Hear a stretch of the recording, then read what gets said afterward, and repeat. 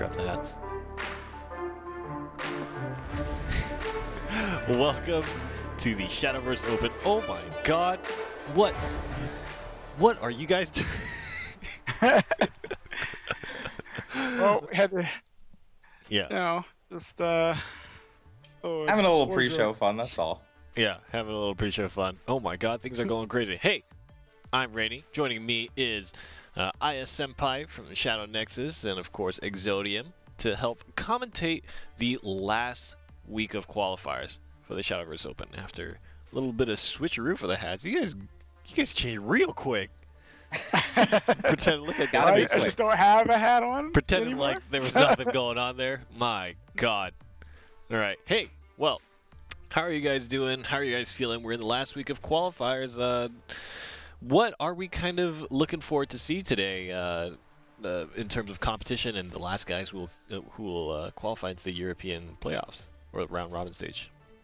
Well, I think that what we're going to see is we're going to definitely see some returning decks of old today because the patch happened earlier in the week. Yes. And a lot changed with the patch. So we're definitely going to see some decks of old. Yeah, that's actually very true. There was a patch change since the last week, so the competition might look a little bit different, but what is going to stay the same is the format of the tournament. Let's take a look at an overview for how this last qualifier will play out. Of course, we had 3 weeks of qualifiers, this one being the third, to find the top 12 players in each of the regions. They will be split off into 2 groups, and they will play off in a round robin. That means each player in the group will play each other player in the group until everybody's competed against everybody else in that particular group. Then we take the top 3 and move them on into a double elimination bracket for the playoffs. And that will be the regional finals that will give them a chance at $16,000 total in prize pool per region again. So North America, but today is Europe. So the top 4 in Europe will be found today, and those will be the last 4 to shift over to the 12. Let's take a look at who those other players are. Now we already have 8, looking for 4 more. So Fatina, Essia, Kionis, Symphonus, Praetorian, Derzello, EXG, Sheepy, and Catch, of course, are the players that we already know. But 4 more will come from today. And we have a few players that might be good to go. I mean, they're already set. You know, we have some who have played through the bracket all the way to the winners semis, and some of the losers bracket is catching up as we speak right now. But there are some familiar faces, and there are some who are not necessarily familiar in terms of the NGE Shadowverse Open, but have been around in the scene. So let's take a look at the bracket and see how things are playing out so far in the tournament. We've got Akamaru Red against Shadow Shadet in the upper semifinals there. And then we've got Menso returning against Akai in the other part of the upper semifinals. And of course the lower round is still being filled out with Lanthel being the first one there. So there's a few more rounds to play. And of course, not only are these guys playing for the invite to the round robin and the chance at that cash prize, but there's still a little bit of something they win today based on their placing. Let's take a look at those. First place going to take 30,000 vials. Second is going to take 10,000 vials. And of course, third, fourth, 5th through 8th, 9th through 16th are all going to be awarded vials. Lots of vials to be given away, and very, very generous pricing here. And as we mentioned, those are the qualifying spots. So, after we've gone through all of that, I'd like to throw it to you guys some of the decks that these guys are playing, and maybe we'll start with Akamaru Red and Shadow Shadet because they're going to be the first match that we're going to watch.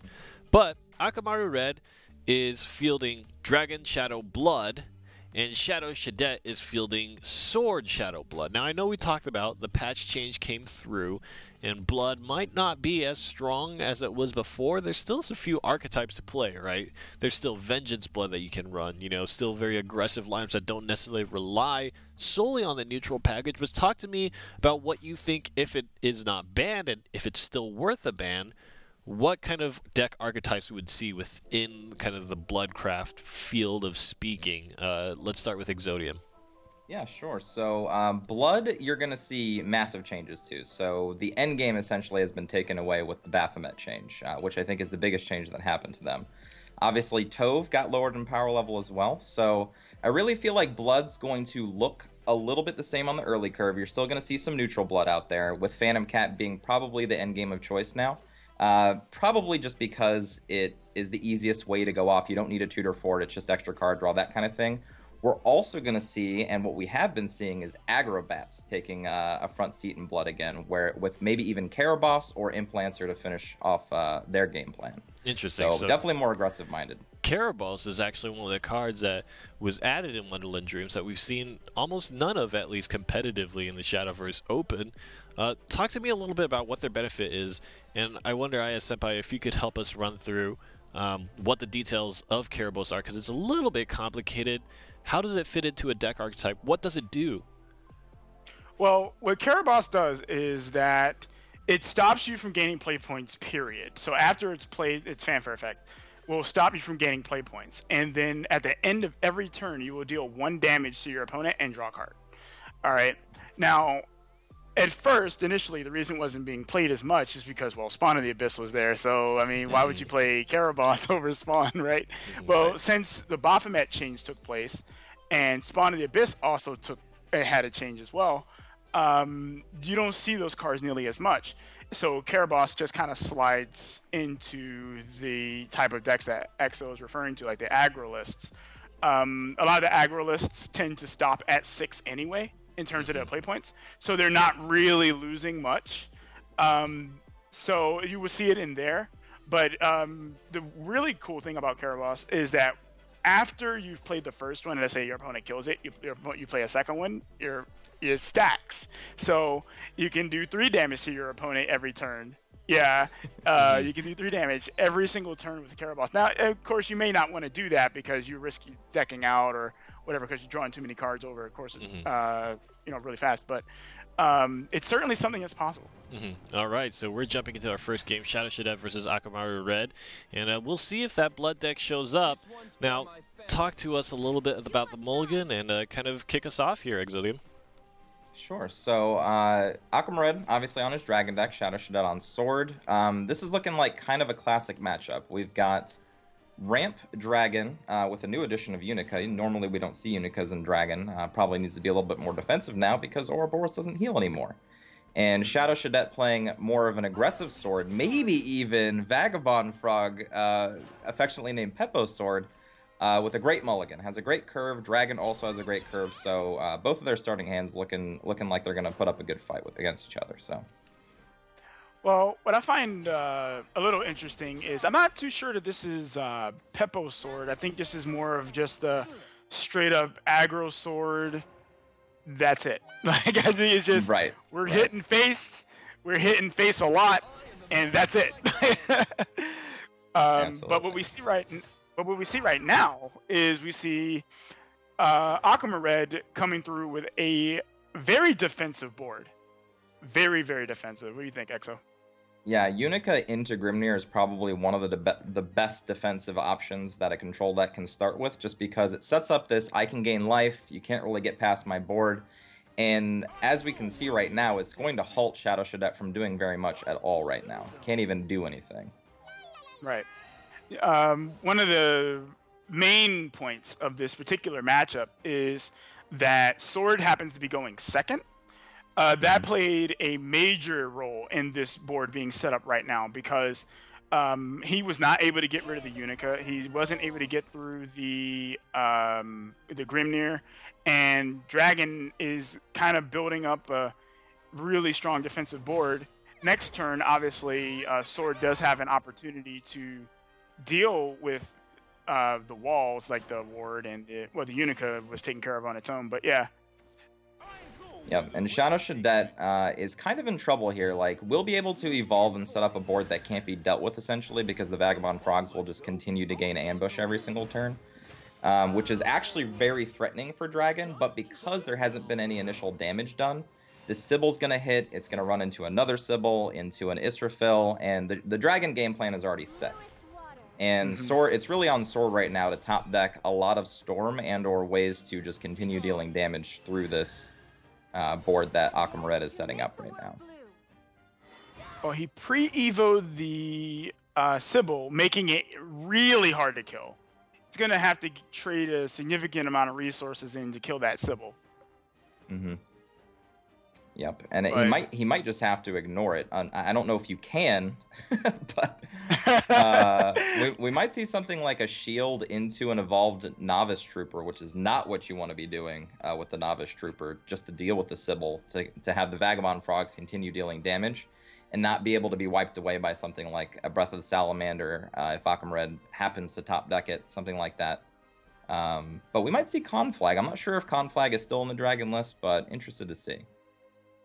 Well, for those who don't know what Sybil actually does, and the reason why it's very imperative that Shadow Shadowverse gets rid of it, is Sybil, at the end of each of your turns when you have Overflow, which means you have 7 or more play points, will heal you for 3. So they kind of have to get rid of it. Yes. Yes. Okay, so it does deal with the Sybil. Probably a smart choice. But now he's going to have to deal with another Sybil backed up by a Unico. What a great top deck by Akam here. Really setting up for that end game. Well, and basically forcing Shadow Shadowverse to like trade into this board instead of going face like he wants to. What's even worse is that on the next turn, Akam has access to Israfil if he wants it. So, which could take out if he has a target to attack with the Israfil, which could take out one of these Vagabond Frogs. So might even take out 2 if the other Vagabond Frog decides to go into the Unica.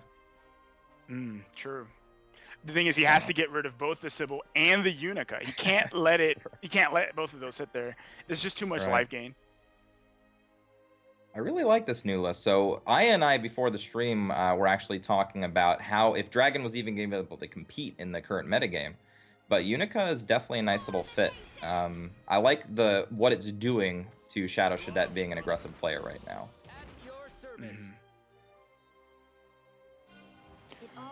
All right, so it looks like he's Evoing the Knight. And he's going to take out the Unica. Okay. Makes sense. Decides not to deal with the Sybil. Yeah. Which is going to basically wipe away this board with his Israfil. And now we get to see the power of Israfil. Gain a bunch of life like everything else that Akam been doing, plus what you're about to see right now. Oh no. Yeah. Oh no. We didn't even Shadow get to see having it. none of this. We didn't even get to see it. That game was immediately over. Immediately over, yeah. Oh my gosh, that was an absolute beating on the side of Dragoncraft. Now, one of the things to note, and it didn't really come up, but maybe the deck building kind of encapsulates that. Ouroboros was nerfed so that on its last word effect, it does not provide the healing. Of course, we saw a lot of self-healing there, but Sybil, Unica, Israfil, they've existed in Dragoncraft for a long time now. How does that really affect this decision, do you feel, in terms of this new Dragoncraft deck that was fielded? I think that's why we're seeing Unica now in Dragon, is because of the Ouroboros change. I don't think we would have seen Unica had that not been the case. All right, so we're jumping straight into the next game here. Now, Akamura Red is going to field his Bloodcraft deck. Guys, do you think Shadow Shadowverse has a chance to take this back here, or do you think it's all for Akamura Red now? I think that Akam Red is at a very distinct advantage, especially based on this hand. Going first again also, when Shadow Shadowverse is playing a very aggressive deck, probably an ends at 5 type of sword deck, just going second both of these games is not in his favor. No. And he doesn't seem to have any cards in his hand that is going to, help weather the storm for a few turns. So, yeah, he's going to be taking quite a bit of damage. And yep. Basically, Akam Red is going to be setting the pace. He is playing an aggro blood version like we were talking about with the top end of Implancer instead of Karabas, so just the old school with Big Knuckle Bodyguard being added to the mix. And just literally just saying, hey, you have to deal with my board, otherwise you're going to die. So basically, again, making Shadow Shadowverse play on the back foot. Well, there is a bit of an upside. Big Knuckle Bodyguard comes in a little... maybe not. That's because yeah, the Night Horde definitely takes out something. He also doesn't take damage for that, so Yep. there's no need to play that. Another option he had, he could have played the Disagreeable Demon if he wanted, but I like this play a lot more. It actually presents, you know, something on board that Shadow Sujet will eventually have to deal with. Yeah, and Big Knuckle Bodyguard, two reasons maybe not to play at that turn. One, you don't lose any life, and against Sword, you're probably, especially against this aggro Sword, you're going to be taking damage to put you into Vengeance. And secondly, it doesn't give you a target to Evo into. These bats are kind of unassuming, so make the Evo go face, save Big Knuckle Bodyguard to do something like this turn, clear out 2 bigger minions, and then have to be Evo'd into to be dealt with. So I like the position that he put himself in here. Well, we know that Shadow Sujet has the Albert, which I no doubt know. Oh, well, he has 2 of them, so we know that's getting played. Okay. Well, that might just be it in a nutshell right here. It really depends on if he wants to go for it with these Alberts or if he's going to play defensive here. This could really, basically, you know, make or break the match. Well, unfortunately, I don't think he can go face with the Albert because we see the Implancer. You know, so the Implancer, if he doesn't trade, then Implancer is going to end this game.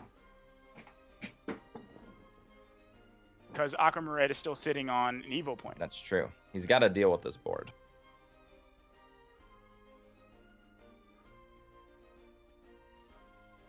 So he's really taking some time to think about it. I mean, this is a pretty hard decision, especially when, you know, you've been playing from behind the whole game. And you're thinking of what will, you know, give you the best chance of actually winning through. Yep, absolutely. Okay, so he's going to play the Albert. Let's see if he decides to go defensive with it or if he just wants to go for the gold here. A little blood won't stop me.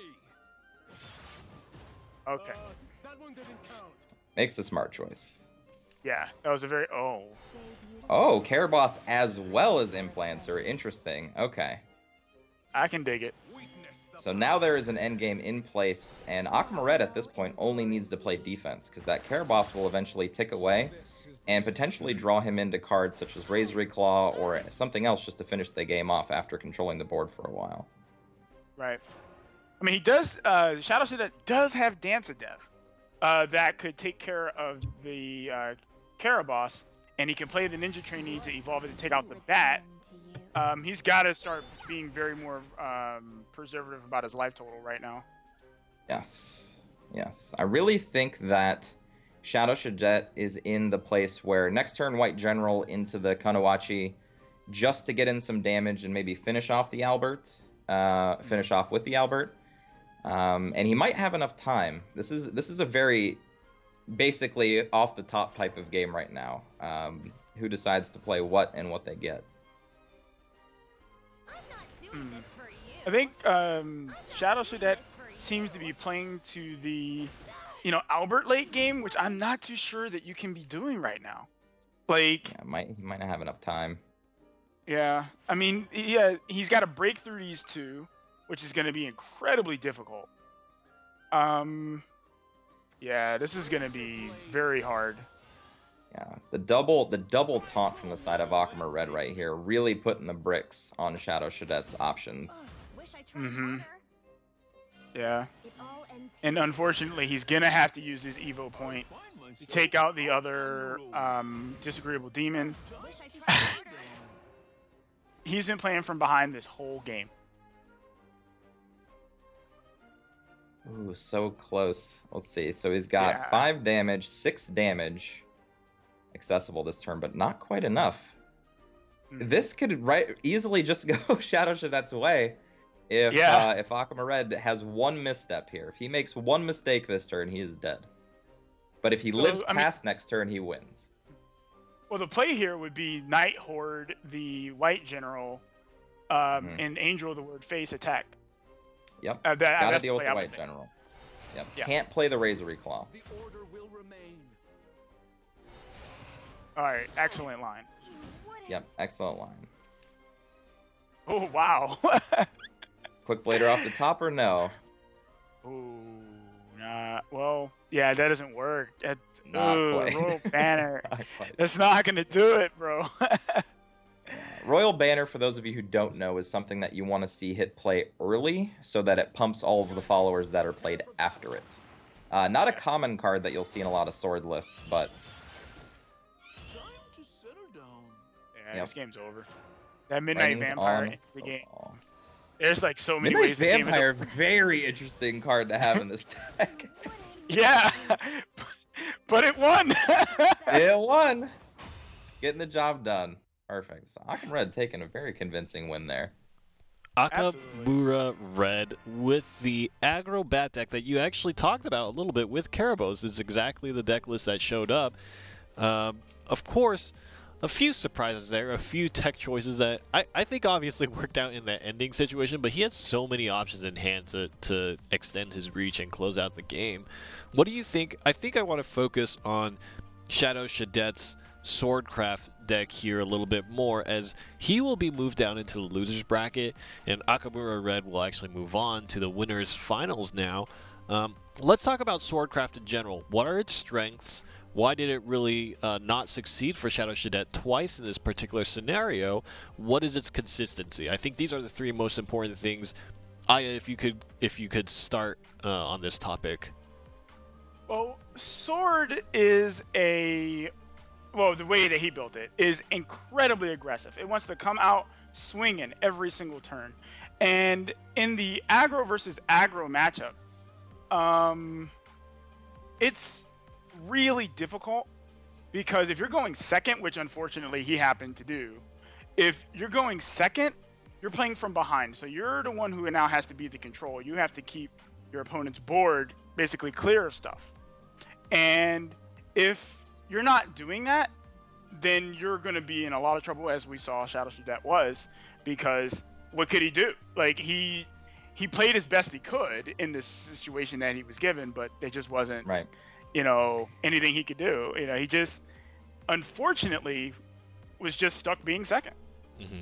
And plus, I'd like to add that Vagabond Frog, while being a role player, just doesn't deal a lot of damage by itself. So when, as you saw in those games, he was evolving the Vagabond Frogs and like doing some chip damage with them and clearing some board with them. It's not really executing the game plan that you want to have with a deck that's trying to end the game by turn 6. Vagabond Frog is a 3-play .12, not very big, does stick around, but just not getting those big damage punches like you'd see from an aggro deck usually. So it seems like the Swordcraft deck just could not match up to the pace of the Bloodcraft deck, as well as was not able to do enough damage to get past the healing of the Dragoncraft deck. So, with that, let's take a look at the bracket and see where we stand. Now, we mentioned that Shadow Shadet was moving down to the loser's end, and Akamura Red will move on. We actually have the full bracket laid out here. So, as you have already seen, Menso vs. Akai will be coming up next, but whoever loses that match will go down to face Lanathel, and we do see that Shadow Shadet will now face off against Sizoni from HSK. Now, we already have, I believe, one HSK player make it in already, so this might be, they might have good representation in Europe, I think. I believe EXG Sheepy and one more EXG member who, off the top of my head, is failing me a little bit, but those seem to be the two kind of clans representing, Fatina from Crimson Fencer as well. But just interesting to note that in North America, there was just so many different clans representing. I wonder how that's going to be in Europe, or if any of these players are going to get picked up based off their success. But we're about to jump into the next game very soon. I want to get you guys thinking about some of these deck lists here. The big interesting thing is that Akai is going to be running Haven Shadow Rune, which Haven got knocked a little bit in the changes, so maybe we can talk about that a little bit. Menso is running Dragon Shadow Blood. How do you feel like these decks are going to play off against each other, guys? Sure. So, quick notes about the new format now. I think that Haven, Shadow, and Blood are probably still top tier. Blood might be a little mixed with Rune because it really depends on how the matchups play out. Rune is really good against Shadow, but if you plan on banning Shadow, you know what I mean? Like, the matchups change, that kind of thing.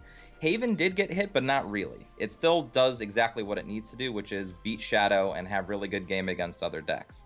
So as far as how they play out, I'm still not sure about how good Dragon is, so I would say it's probably the worst deck of the 6. But other than that, the match should be pretty fair. We'll see. I mean, it's really going to come down to the bans. The bans are really going to decide the pace of this match. What would you ban out Aya Senpai, if you were, let's say you were Akai against Menso and you were running Haven Shadow Rune against Dragon Shadow Blood, what is your #1 target?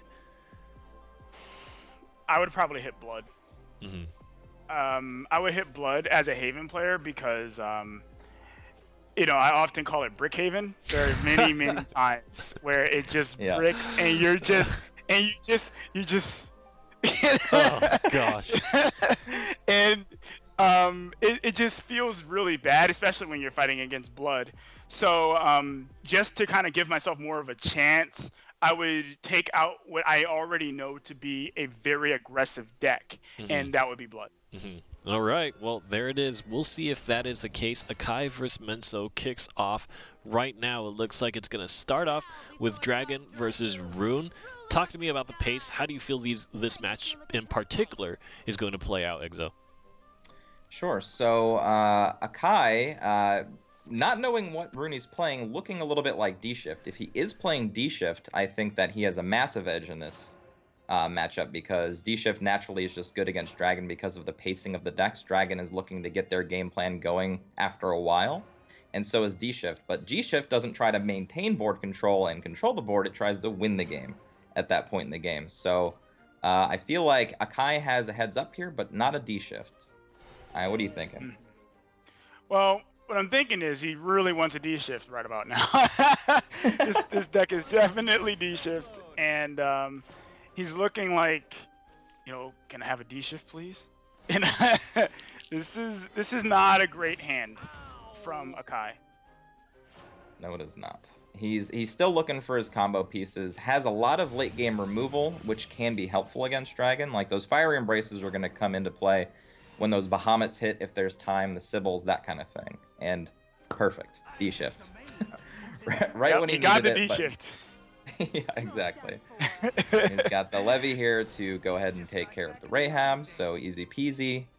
And these Wrath Drakes and Sibyls and all these things are going to look really fancy, but how much they're going to do against a D-Shift deck, I don't know. Right. Well,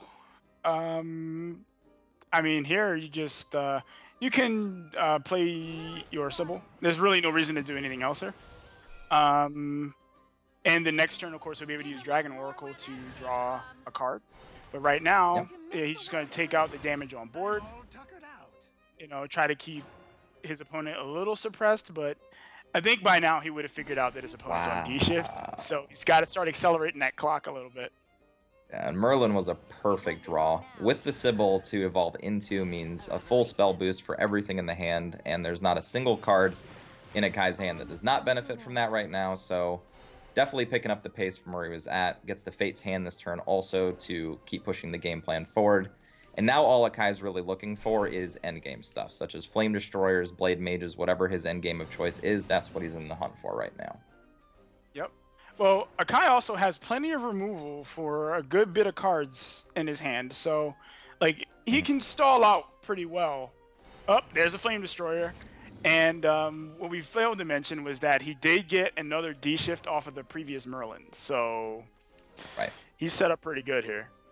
He is set up pretty well, yeah. And with having the removal, it really just buys him more turns too. So usually D-Shift likes to go off around turns 7 through 9, but because of the double Firing Embrace and the Wind Blast and another Merlin even to spell boost even further, he can really extend this game into turn 10 plus without a big problem. That Singleton Bahamut's not really going to be an issue. These Aiela's not really going to be an issue. So Mensu's going to have to draw something to put some damage on the board relatively quickly here. Otherwise, he's just going to lose the game outright.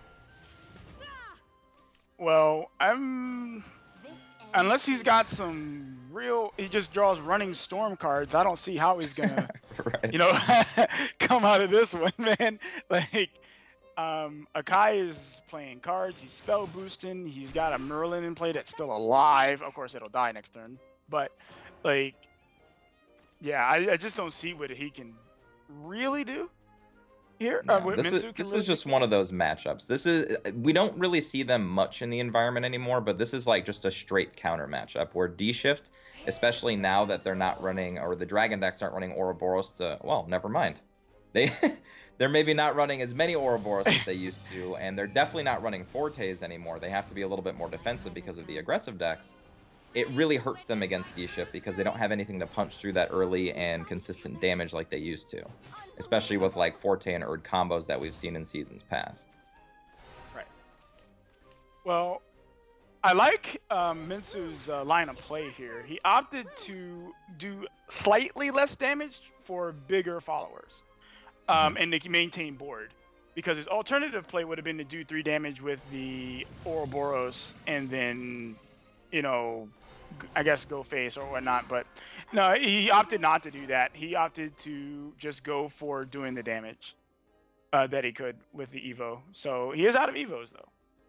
Yep, is out of Evos. Both players are, and Mensu's got about 1 to 2 turns left to position himself to win this game.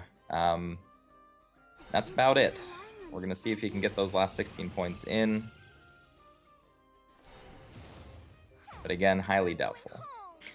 Yeah, I just don't see what he's gonna do against this. And I mean, this game is over, right?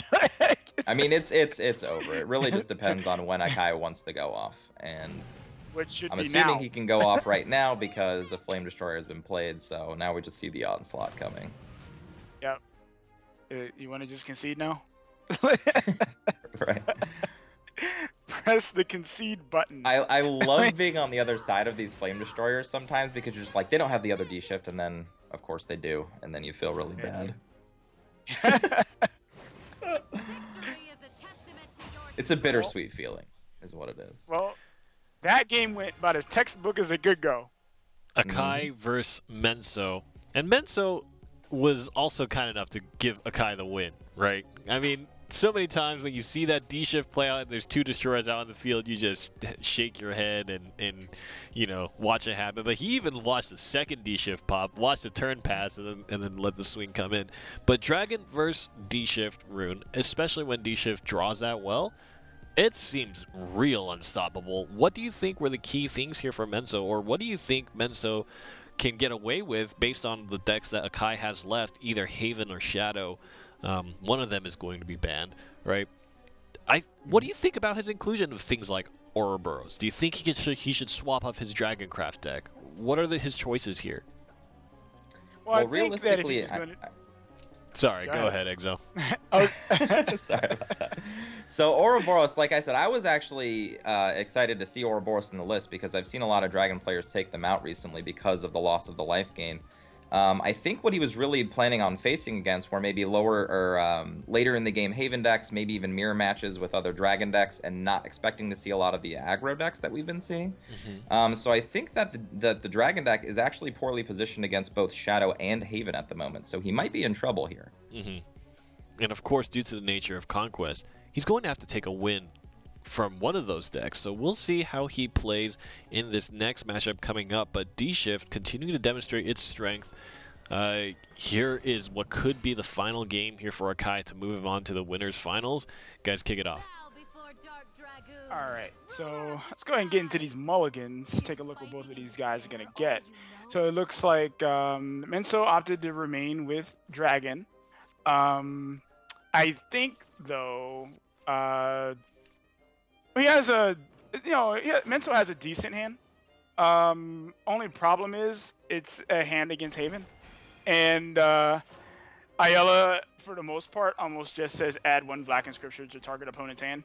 So that does seem like the case. It also seems like Akai is actually running an aggressive Haven list.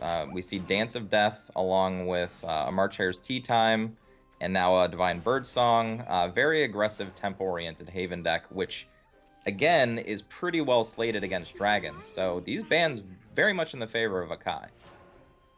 Yeah, definitely. Akai, as a avid Stormhaven player myself, which is this deck definitely is now that we see the Pinion Prayer, this deck is incredibly strong versus Dragon.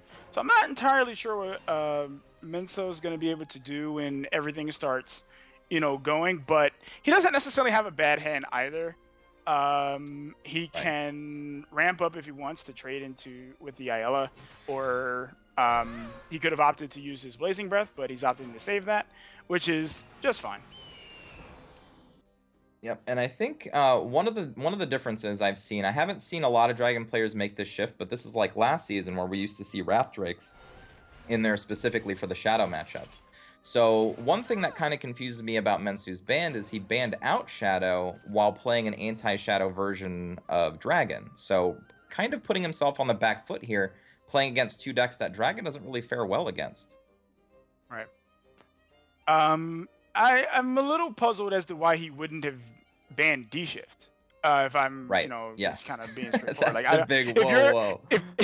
Yeah, it was like, if you know you're playing Dragon and your opponent has D-Shift, why aren't you banning, you know, D-Shift? You have a better chance against Haven than you do against, you know, D-Shift Rune. So, yeah, I'm a little puzzled by the line of thinking. However, though, Mensu does have a pretty good draw here. He's still at 20. He's got ways to clear the board next turn with the Wrath Drake. And then he can lead into a Polyphonic Roar or an Israfil into a Zeus. And I believe he's going to have enough time to get there. However, Akai does have Dance of Death for a Zeus or something big that he doesn't want to deal with. So we'll see. Well, the Wrath Drake will certainly clear a part of this board. And I say part of it because Snow White's in play. Yes. And obviously he has to take the most damage off the board, so he'll have to evolve the Wrath Drake into the Tin Soldier. Yeah, it's a must. Must do or else death. Yeah, he has to do it, yeah. But there's plenty of pressure still remaining. That was ridiculous. Wow. That is game, I believe. 3, 4, 5, 6, 7. Yeah. Yep. Dance of Death, the kill off that, and Tin Soldier to the face. Game is over. So just like that. Yeah. Menso just have it. He's always there. So close, Menso. So it looks like Menso will be defeated 2-0, move down into the losers bracket. Something that I'm noticing is even though the previous meta was regarded as very there were very strong aggressive lineups, we mostly saw control being played.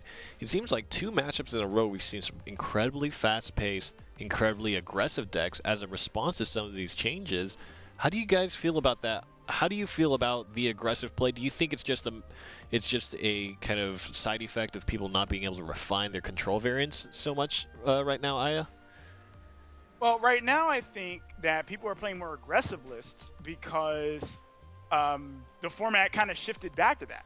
You know, remember that in the previous meta where it was like, all right, well, people weren't really playing aggro because Neutral Blood was just annihilating it. So people were playing very, very heavy control list or very, very board centric or board controlling mid-range decks, such as the mid-range Shadow list. So because of that, like, now that Neutral Blood's not in the picture anymore, we're seeing more people go more aggressive again to beat out these combo decks, because remember, D-Shift is being played a lot right now. I mean, we just saw it, you know? Interesting. So since D-Shift is big, yeah, we just saw it. And Dragon's being played again, which aggressive decks happen to be good against Dragon as well. So, yeah, like it just seems that's to fit why we're seeing these, many situations. Yeah. New format usually lends itself to aggressive strategies because they're clear-cut. They're an easy way to get wins, especially when, like you said, Arthur, the control decks aren't as defined right now because they don't know what threats they have to deal with yet. Well, before we continue on and watch some of the losers bracket matches, I'd like to take the time here to remind you guys, shadowverse.nge.io, you can go there and find out information about when the tournaments are happening, when the broadcast is going on, lots of tidbits of information, who the qualified players are, how their standings are, maybe even some news posts you can find there based on how the season is going on. At Shadowverse Game is going to be the Twitter, the social media platform that you can go to, discuss the game, and actually see a lot of the announcements that are going on, anything Shadowverse related.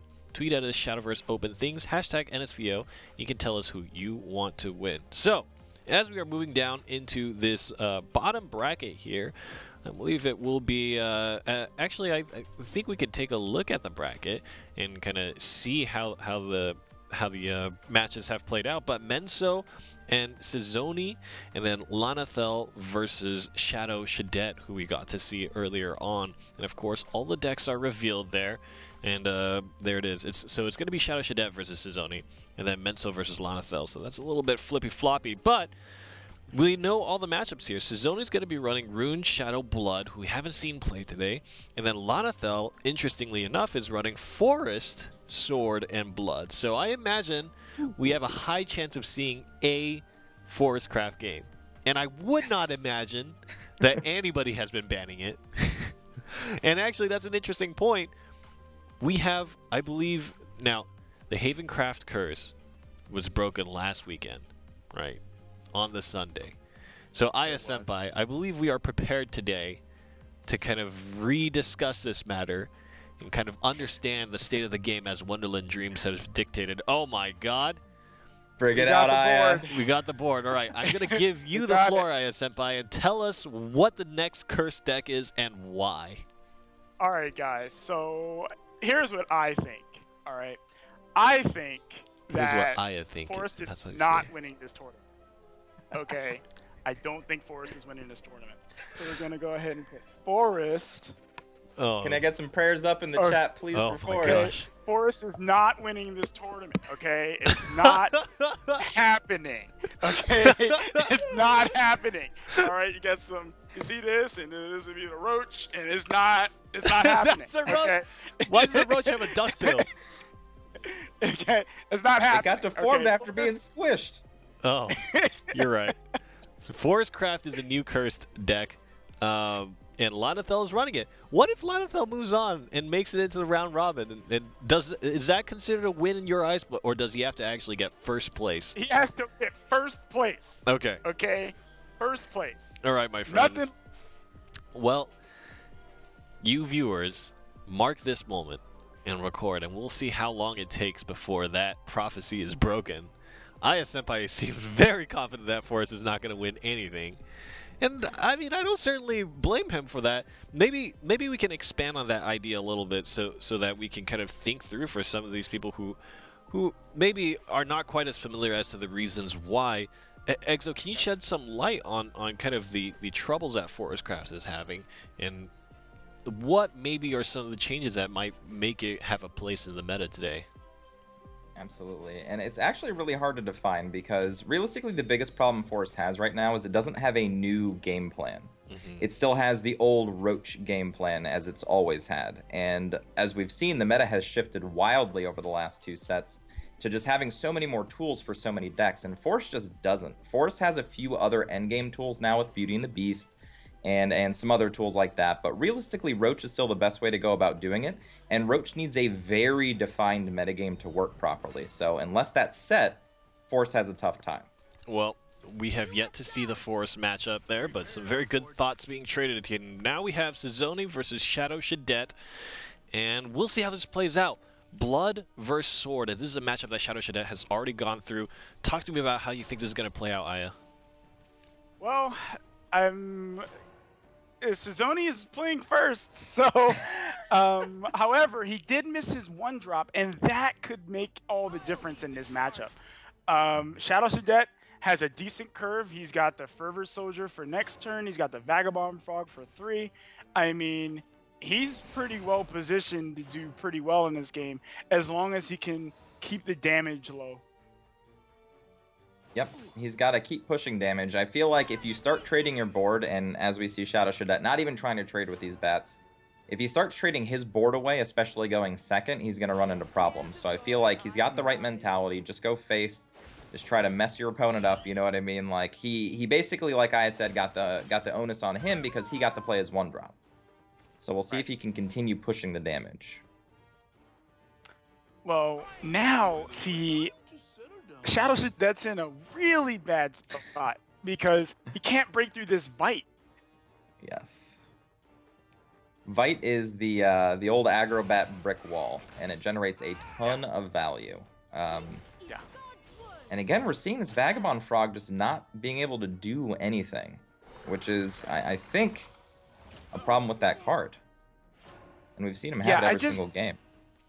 I don't necessarily understand the reasoning behind running Vagabond Frog in this style of list, I would probably go with something just a bit more aggressive, like an Angel of the Word, instead of this, because that at least can do damage to something, and especially since Bats is so popular right now, you know, I would think that, you know, having something to be able to snipe away those Bats without giving away tempo would be very important.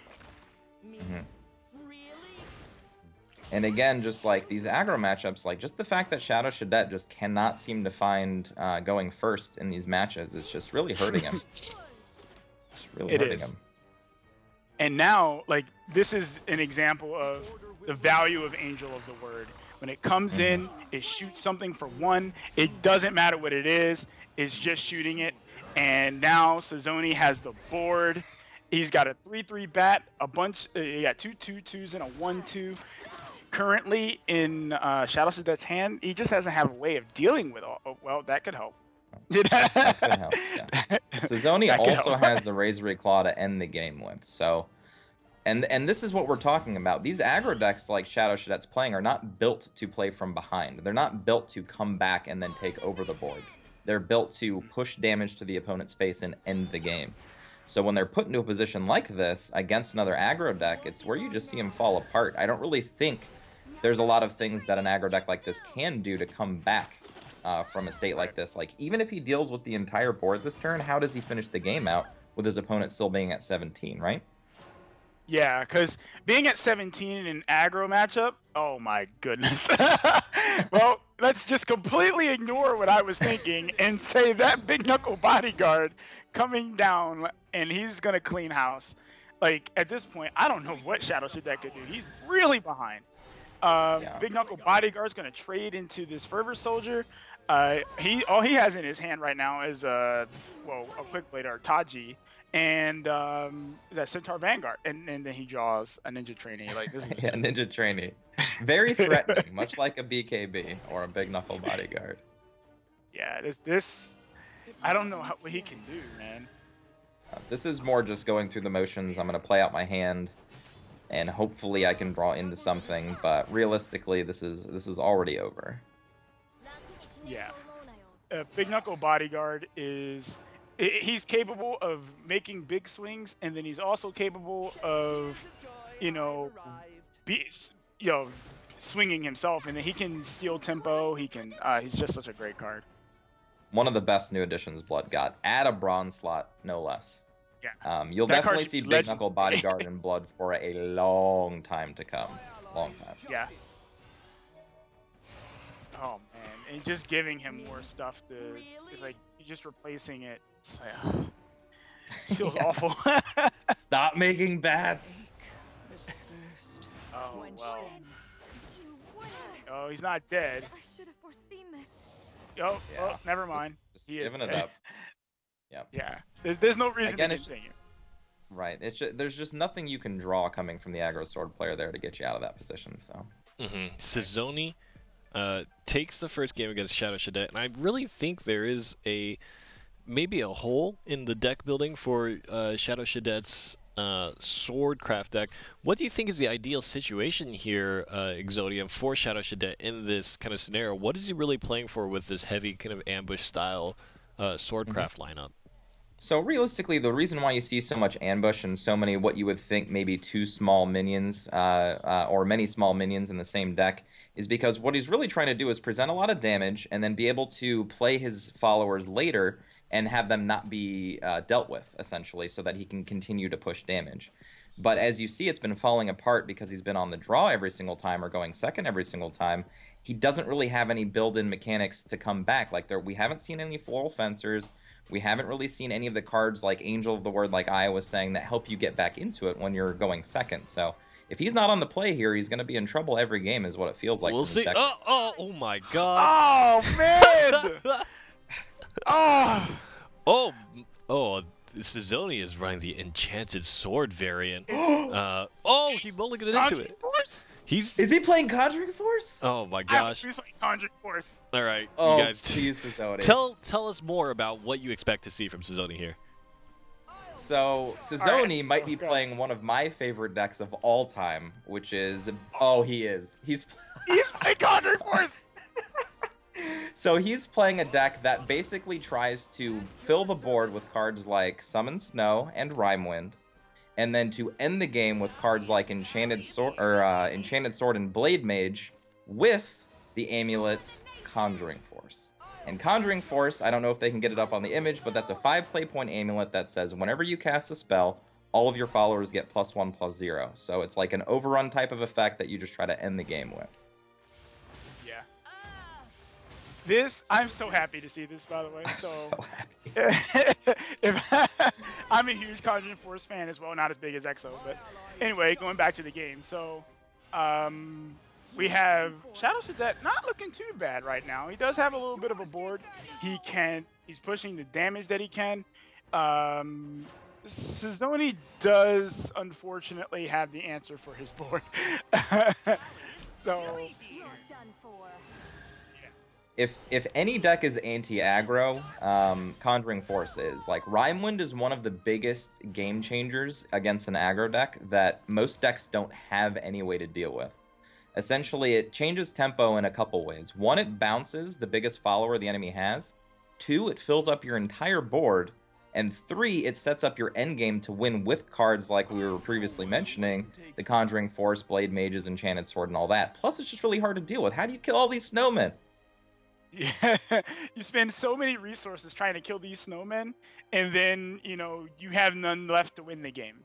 And unfortunately, in Shadow Shadet's case of perpetually going second, you know, He's cursed. And he's seen these Vagabond Frogs every single game. Like, we're literally just seeing his deck played the exact same way every single game. And just, I think that Shadow Shadet, if nothing else from this tournament, will be able to walk away knowing exactly what he needs to do with his deck. Yeah. And he's running the Daria list. Oh, man. This is just throwback to last format, man. So to help kind of explain what this deck is trying to do beyond just the Snowman and the Conjuring Force and all that, it plays out kind of like D-Shift, where it just tries to filter through its deck while also just having the added benefit of filling up the board. But it has also a reset mechanic in the fact that it also plays Daria. So it's kind of like a D-Shift/Daria endgame without actual D-Shift, just a lot of spells that filter. And then it plays Daria to basically, you unload your hand, play Daria to refill your hand, and then either win the game or just reset for a follow-up the next turn to win the game. And it basically means that Conjuring Force isn't necessary because you have so much damage that you can deal anyway. Yeah. So he's going to basically just push as much damage as he can here, and I am wholehearted, and he drew the Conjuring Force. So I'm wholeheartedly in agreement with this line. Just push, push, push. At this point, there just isn't that much that, you know, Shadow Shadet can do. Like, he can possibly clear. Oh, well, yeah, I think you have to take this out. Like, you have to clear this board, right? You can't ignore this. See, this is the problem. If you're not familiar with playing against Conjuring Force, which I know Shadow Shadet is because he's played in our tournaments before, but if you're not familiar with it, these snowmen seem very unassuming. You're at 11 health, he's only got 5 damage, maybe you want to clear one with an Evolve or something like that, but if you leave any of these snowmen in play, with a Conjuring Force, it could just get big enough to kill you outright. So you have to respect the snowmen. Yeah. And generally speaking, Shadow Shadet looks like he's in a good position, right? He's got his opponent at 10, he's aggressive here, he's got the Alberts, but these snowmen. It all ends here. Yeah, yeah, these snowmen are, yeah, you have to deal with them. You cannot ignore them. And he's not. He's making the right decision. He knows. Yeah, he's like, okay, I'm dead next turn. So he's just going to go ahead, and he's going to just handle that right away. But knowing what to do actually puts him in a very good position here. Actually clearing out the snowmen means that Sazoni's now on the back foot. So it's all about knowing your matchups. Because he knew what to do there, put himself in a position to win this game. I should mention that Sazoni has won one of our tournaments using this very deck. So, like, he certainly knows this deck pretty much in and out. And what it looks like here is he's just going to continue, you know. Okay. I think he's got to play a little defense here. You can't go face. Unless he finds some kind of a lethal magically off of this. Not very Well, likely. he certainly didn't do that. But again, we're in a position where if Shadow Shadet cannot finish on his turn, he has to play defensively. So this is really just a board back and forth until somebody can present lethal. So this is actually pretty exciting. This is both players off the top, just trying to push for lethal on a single turn. This is fun. Oh yeah.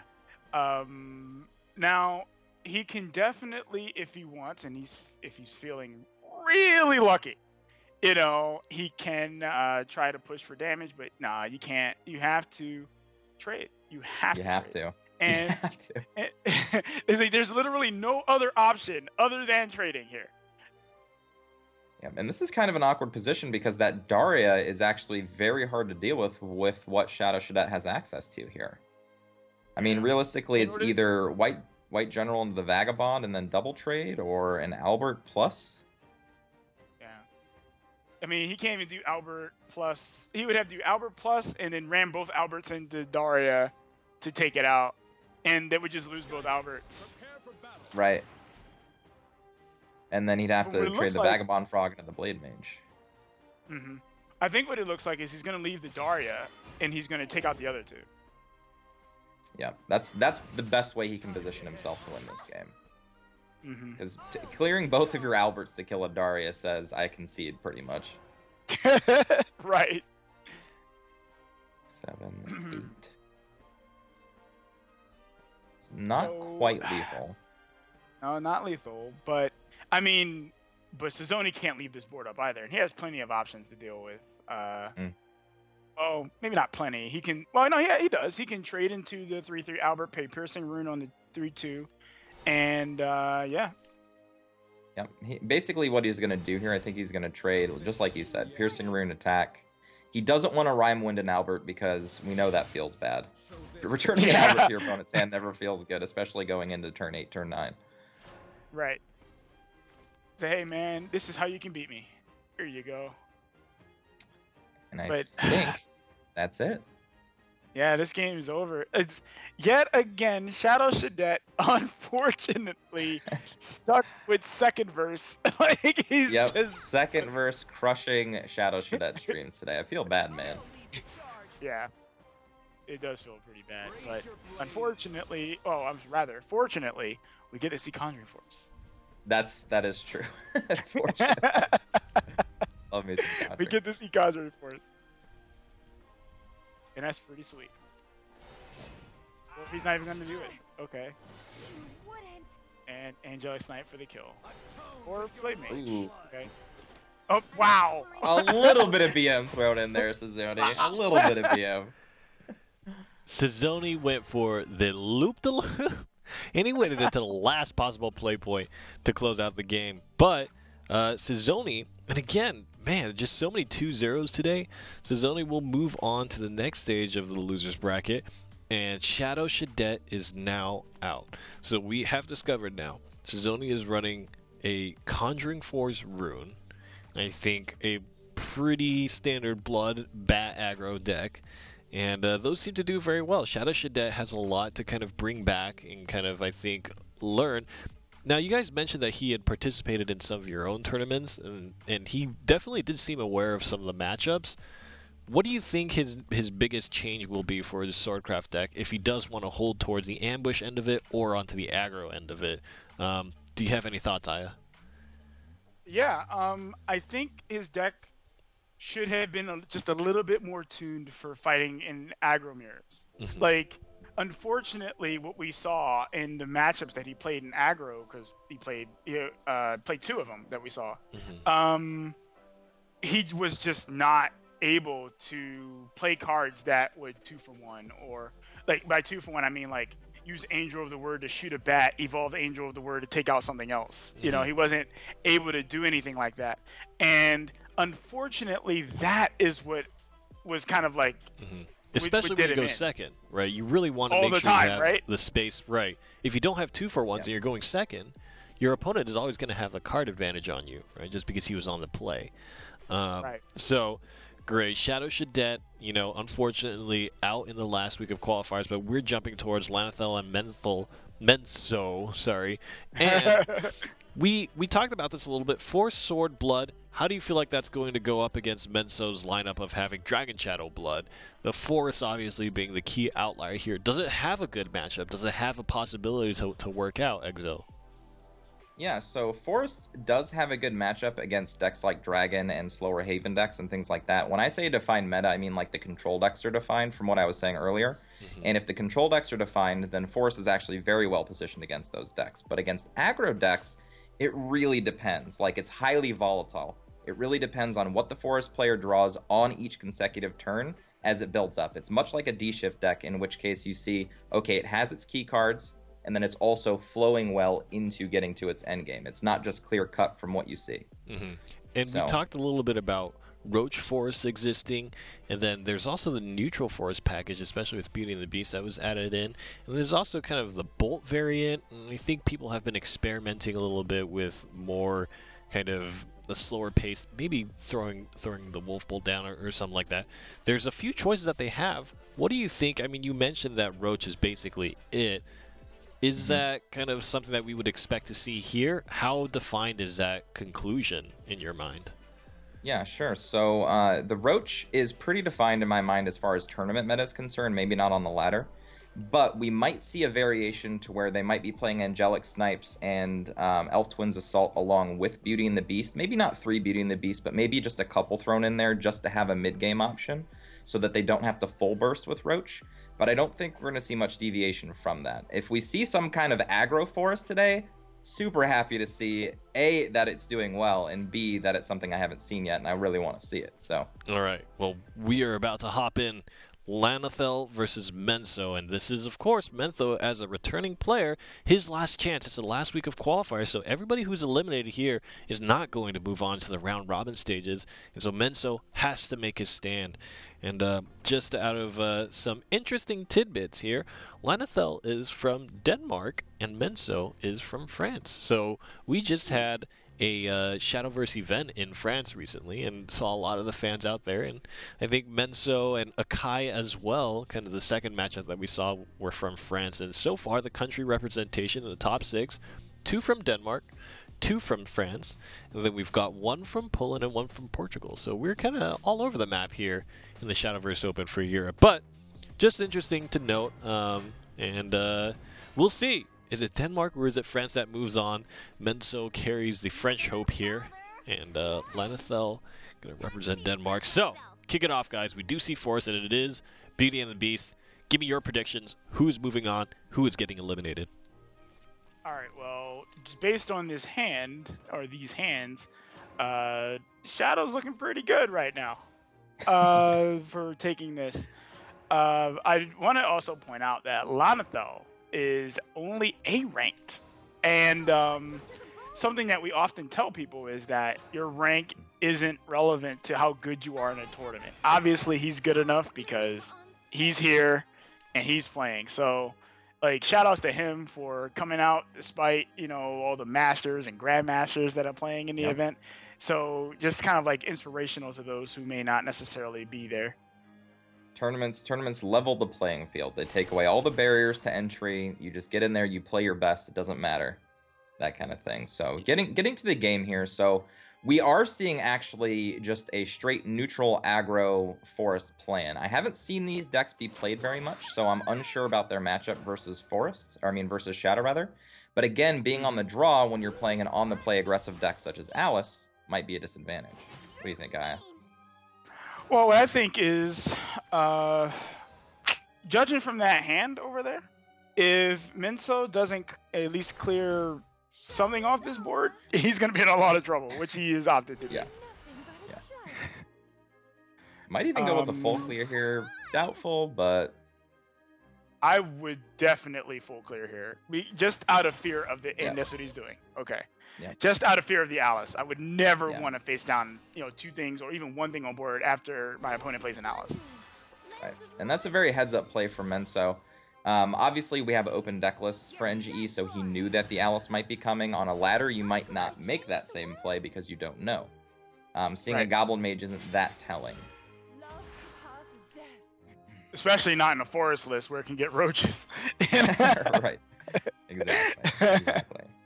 But in this deck, no roaches. We're just seeing a very aggressive game plan, just ending with Beauty and the Beast. So much like we've seen old Blood decks, except for the endgame isn't Spawn of the Abyss, it's Beauty and the Beast.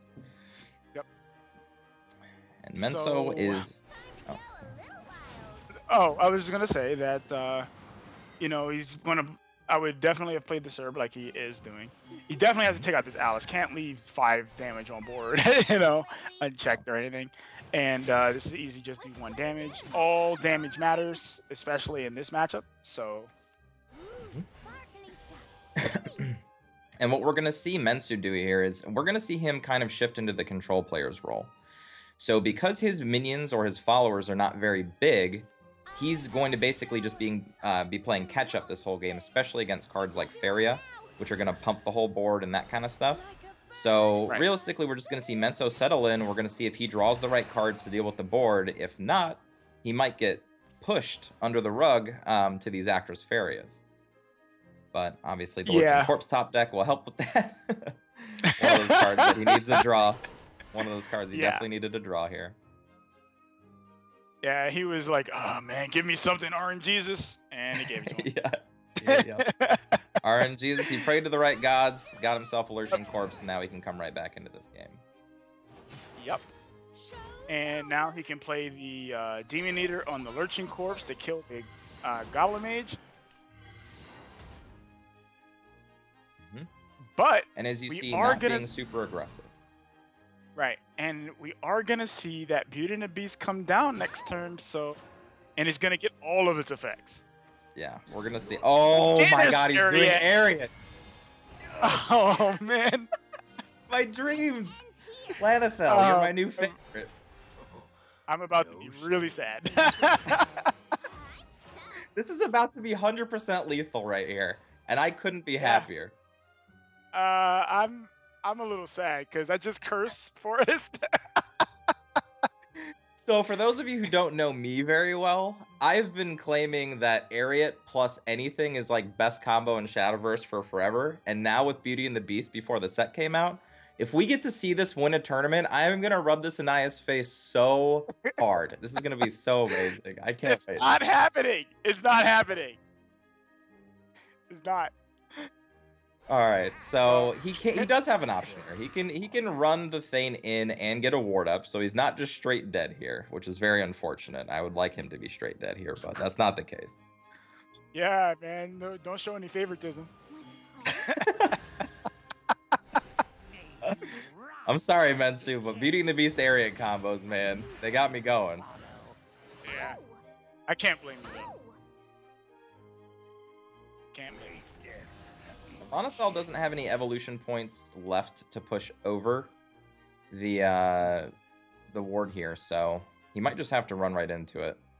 Although, no, Bane does. Okay, remind me, does Bane kill Beauty and the Beast? No. Okay. Bane does not kill Beauty and the Beast. So he can Ariat to heal and then run into the Bane if he so chooses. Yes, he could do that. Just go straight through it. I like this plan even better. Yeah. Yeah, you see, this is a very interesting situation here, right? Yeah, I was just about to say that. Like he's in a very and that's a 3/3 Unica. But yeah, the situation that he was in was that if he didn't, his opponent, and he would assume that his opponent may have Ektar, and that would have been lethal. You know? Right. You always have to count for Ektar. Yep. Because if Ektar can lethal you, Shadow probably has it. If they don't, then you're lucky, essentially. Which he is kind of lucky here that there is Ektar, but the second Thane, pretty big deal here. Oh my goodness, the damage he's taking off of these whites. That's already lethal. Yeah, he's just dead, right? Because he's not dead this turn. Or yeah, no, he is dead this turn. Yeah, he is dead this turn. Yeah, like look at that, man. Oh, so many whites. What a... I was gonna say, even if there wasn't lethal there, killing the ward would have been lethal anyway. So not really any way around it. Menso with the white kill. That game just went ramped up in craziness right when it hit 6 play points. That game just went insane. Now, we were talking a little bit about Forestcraft and its dribble in the matchup. Definitely, when we say Shadowcraft doesn't have a lot of really beefy followers, that actually is a big weakness against a card like Beauty and the Beast, right? Because you can only trade followers in to get rid of it. And when you're in Shadowcraft and all you have are these chumpy units, that can actually cause a lot of problems. But I think Menso kind of got the options he needed and played around it very well. How do you think Menso is going to match up against this deck with his Bloodcraft variant here? Well, I think so if he's playing... Oh, okay, I'll go. I think if he's playing, you know, we know he's Forest List. The thing is, considering he's going second, that could prove to be a problem. But the thing is, Menso doesn't necessarily have a great hand for going first. So, like, that does help a little bit. Yeah, getting a 2-drop massively helps, especially after missing the 1-drop. Yep. But he does have the Angel of the Word in his hand, so he can use that to shoot the Unica, trade the bat, and do 1 damage. Now, as far as the draws are concerned, I think Lonathel actually has a pretty good draw here. He's got a lot of defensive options. He's got Lyriel for the evolution turn. He's got Elf Twins Assault to clear off a big board. He's got the Hector to maintain mid-game. And with Mensu not coming out with a blazing start, he might have the options to come back this game. Yeah, his hand's looking pretty stacked over there, and by that I mean Lonathel. He has plenty of neutrals in hand to take advantage of his Flower Princess and his Hector. Like, yeah, this is... And he draws a Beauty and the Beast, so if a game gets to that point, which it's going to, just based on these draws, Menso could be in a lot of trouble. Yep. And I'd like to see an Elf Twins Assault before the Lyriel, but after the Lyriel, fine as well. Oh, okay. Well, he's the just doing it the way does he wants guarantee to. kill these, so that's a clear board. Like, and he still has cards to spare. Tons of cards to spare. An active Hector, an active Beauty and the Beast. Actually, no, never mind. The Flower Princess is kind of halting that, but one more neutral draw, then that plan changes. But especially if the board doesn't get cleared here, if Mensu just pushes face here, this Actress Faria or Alice is just going to put together a board that might look pretty fearsome here. So he's heavily considering his options here. He's got to consider whether or not he's going to use his Sabrewer to take out the Goblin Mage. Oh, he's opting not to do that. Is he just going to, you know, value trade, push for damage? I think value trade and then Razor Claw the Lyriel is what his plan is with this. That's a very fine play. Yeah, that works out. He clears board. He drew another neutral, so Hector is super good right now. Yeah, perfect. Best draw. Like, and he doesn't want any bats in play. He's like, no bats. He's like, nope. Bro. no bats for you, bats. Bro. Yep. Oh, great top deck. Unfortunately, now, he's really far behind because Beauty and the Beast is going to take this game. Yeah, Beauty and the Beast is just going to show up and say, hey, how you doing? Yep, do something about me. Yep.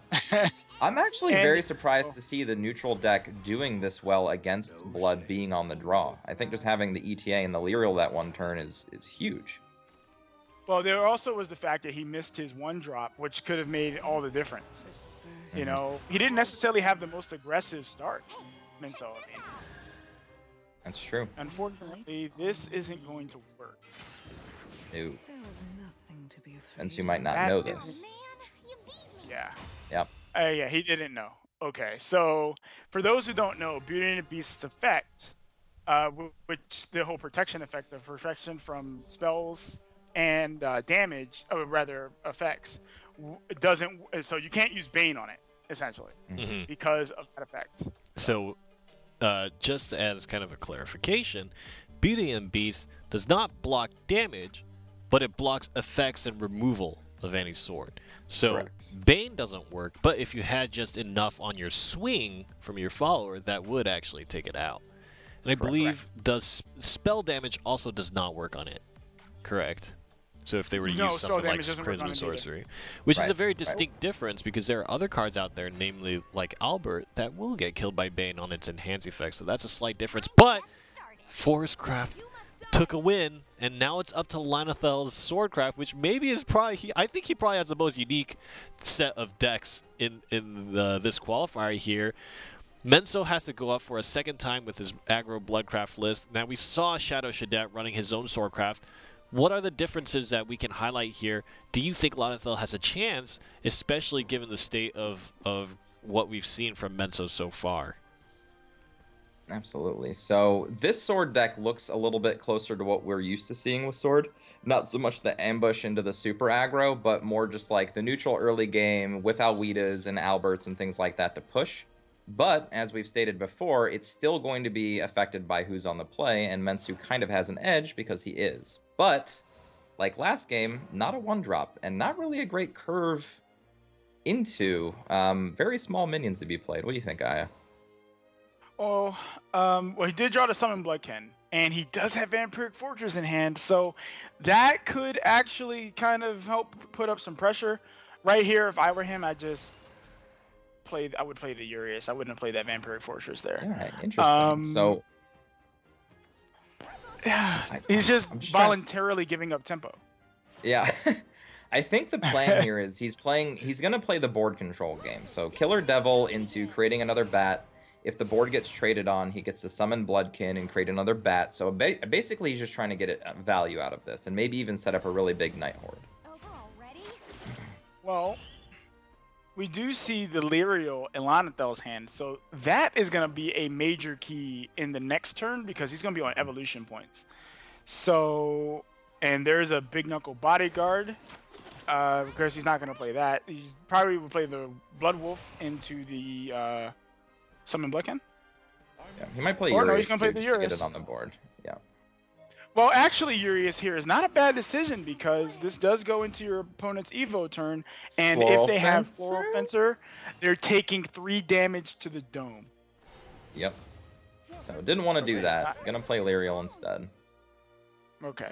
And this is kind of what we were talking about in the last matchup. So whereas we saw that Shadow Shadet did not have comeback mechanics in his sword deck, we see Lyriel, we see Floral Fencer, we see Geno, we see Shield, we see all of these ways to either push on the play or to be defensive if you're going second. So much different type of a sword deck here.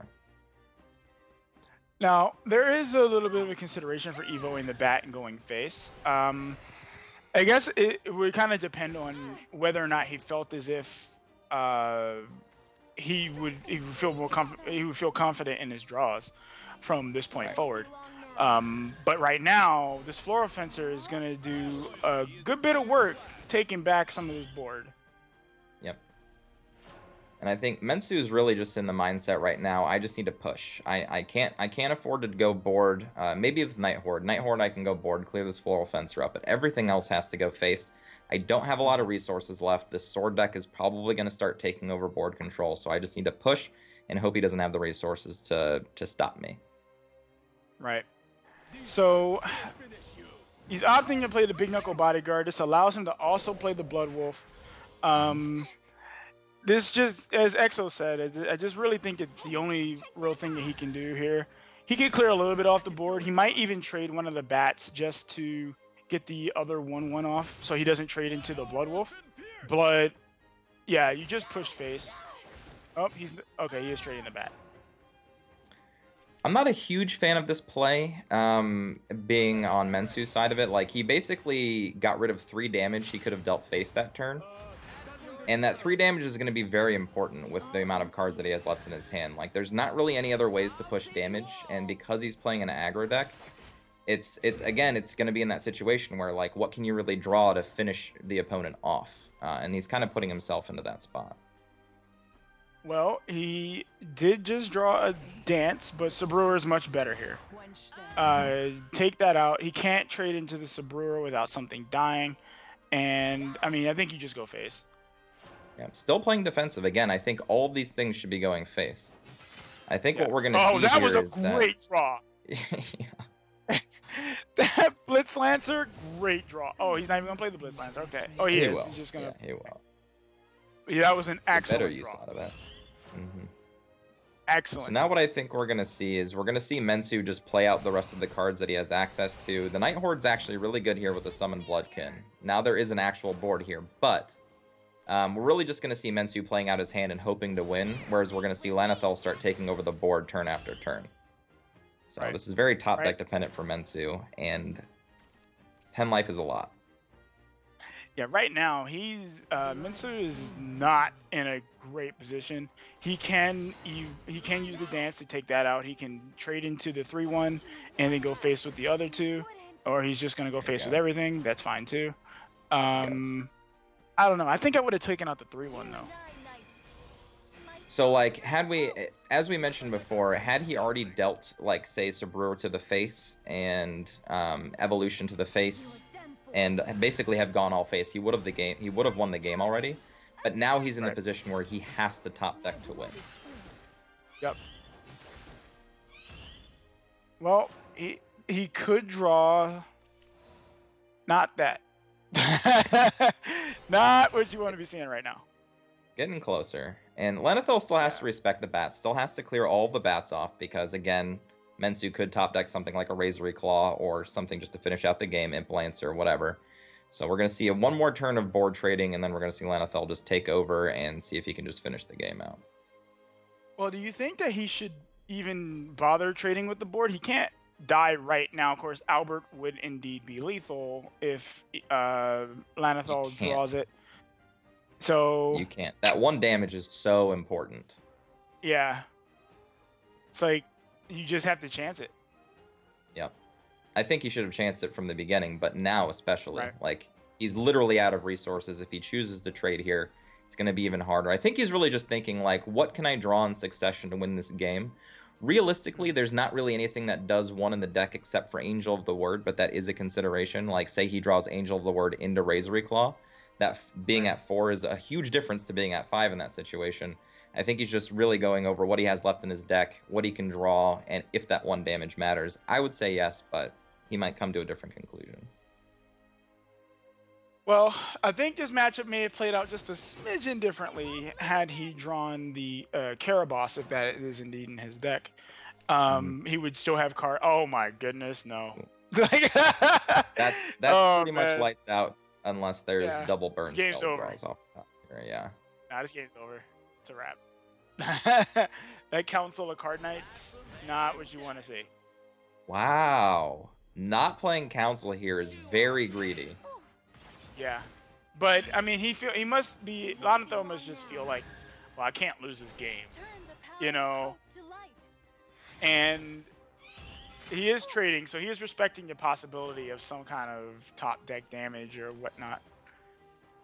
See, this is the situation I was talking about. He thought he had lethal. He was setting up lethal, but a card like Sabrur changes that. Now Sabrur goes face, sets him out of lethal, and then potentially sets up a game-winning draw. Yeah. Oh, doesn't go face. Oh, no. Yeah, it's over. Now it's definitely over. Again, Mensu just not doing what his deck's supposed to do. Just slam the door on this one. It's done. You know, it's done. I mean, Council of Card Knights here just shuts the game off. Honestly, even the Geno play would shut the game off. Like, the 5 damage is kind of insurmountable now that you can just set up lethal turn after turn.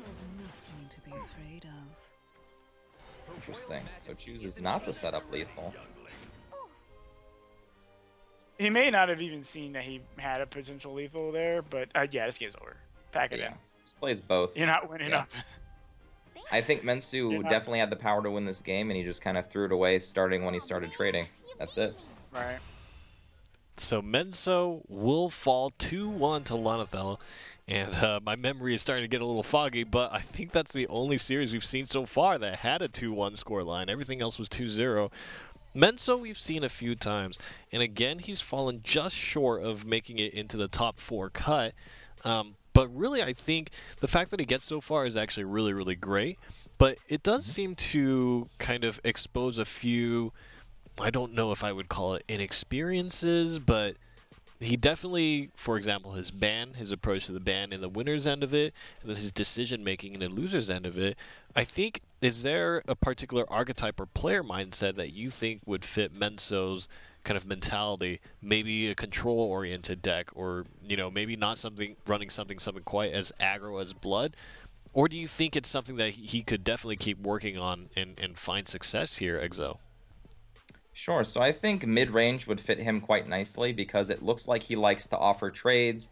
He likes to get board position. He likes to play throughout the game. You know what I mean? He's not this, I'm going to go all face type of player. He's not this, I want to wait and do nothing type of player because we see him playing aggro decks. So I think mid-range would fit him very well. And also understanding the matchups a little bit better, such as knowing that D-Shift and, something like Tempo Haven are just hard counters to your Dragon deck. And things like that. Just understanding your matchups better, playing more mid-rangey instead of aggro, because if you play aggro, you have to be ready to play aggro. You have to be going face. Right. You got to be a little suicidal, you know what I mean? You gotta make up your mind. And before we move on here, I just want to take a moment with Aya and ask you, in a previous broadcast, we talked a lot, and I think Exo talked a lot about this, but knowing when to take your risks and when to swing face, playing aggressive. What do you think out of today's matchup? Obviously, the pace has been much higher, and I think that question was a lot more relevant when a lot of the decks were control-oriented, because there was that tempting space of just holding and not playing as aggressive. Do you feel like it would suit these players more just in general to be swinging face more often, or do you think it is a more kind of nuanced decision, and it's a little less clear than perhaps what it seems on the outset? Well, when you're playing an aggressive deck, not only are you counting your damage, but you also have to count your opponent's. So if you're playing like an aggro mirror, you have to be able to count your opponent's damage. Like, okay, he's playing Sword. On 1, he dropped a Quick Blader. On 2, he played a Veteran Lancer or whatever. And if you aren't able to count the amount of damage that your opponent can do, or rather you choose to ignore the damage that your opponent could do, you would just lose the game on the spot. That doesn't matter if you went first or second. So deck building plays a major factor in that.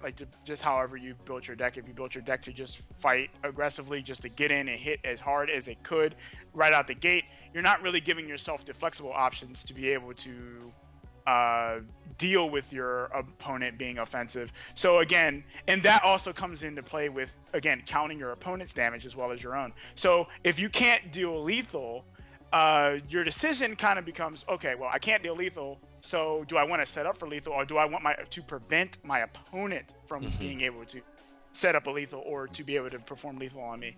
So sometimes your decisions kind of come down to that. How much damage you can calculate that your opponent can do to you versus how much damage you have not only in your hand but in your deck. Can I draw a Razor Claw? Can I draw a Demonic Strike? Can I draw a Dance of Death? Can I draw any of these cards that are going to allow me to win the game? So that's what I think.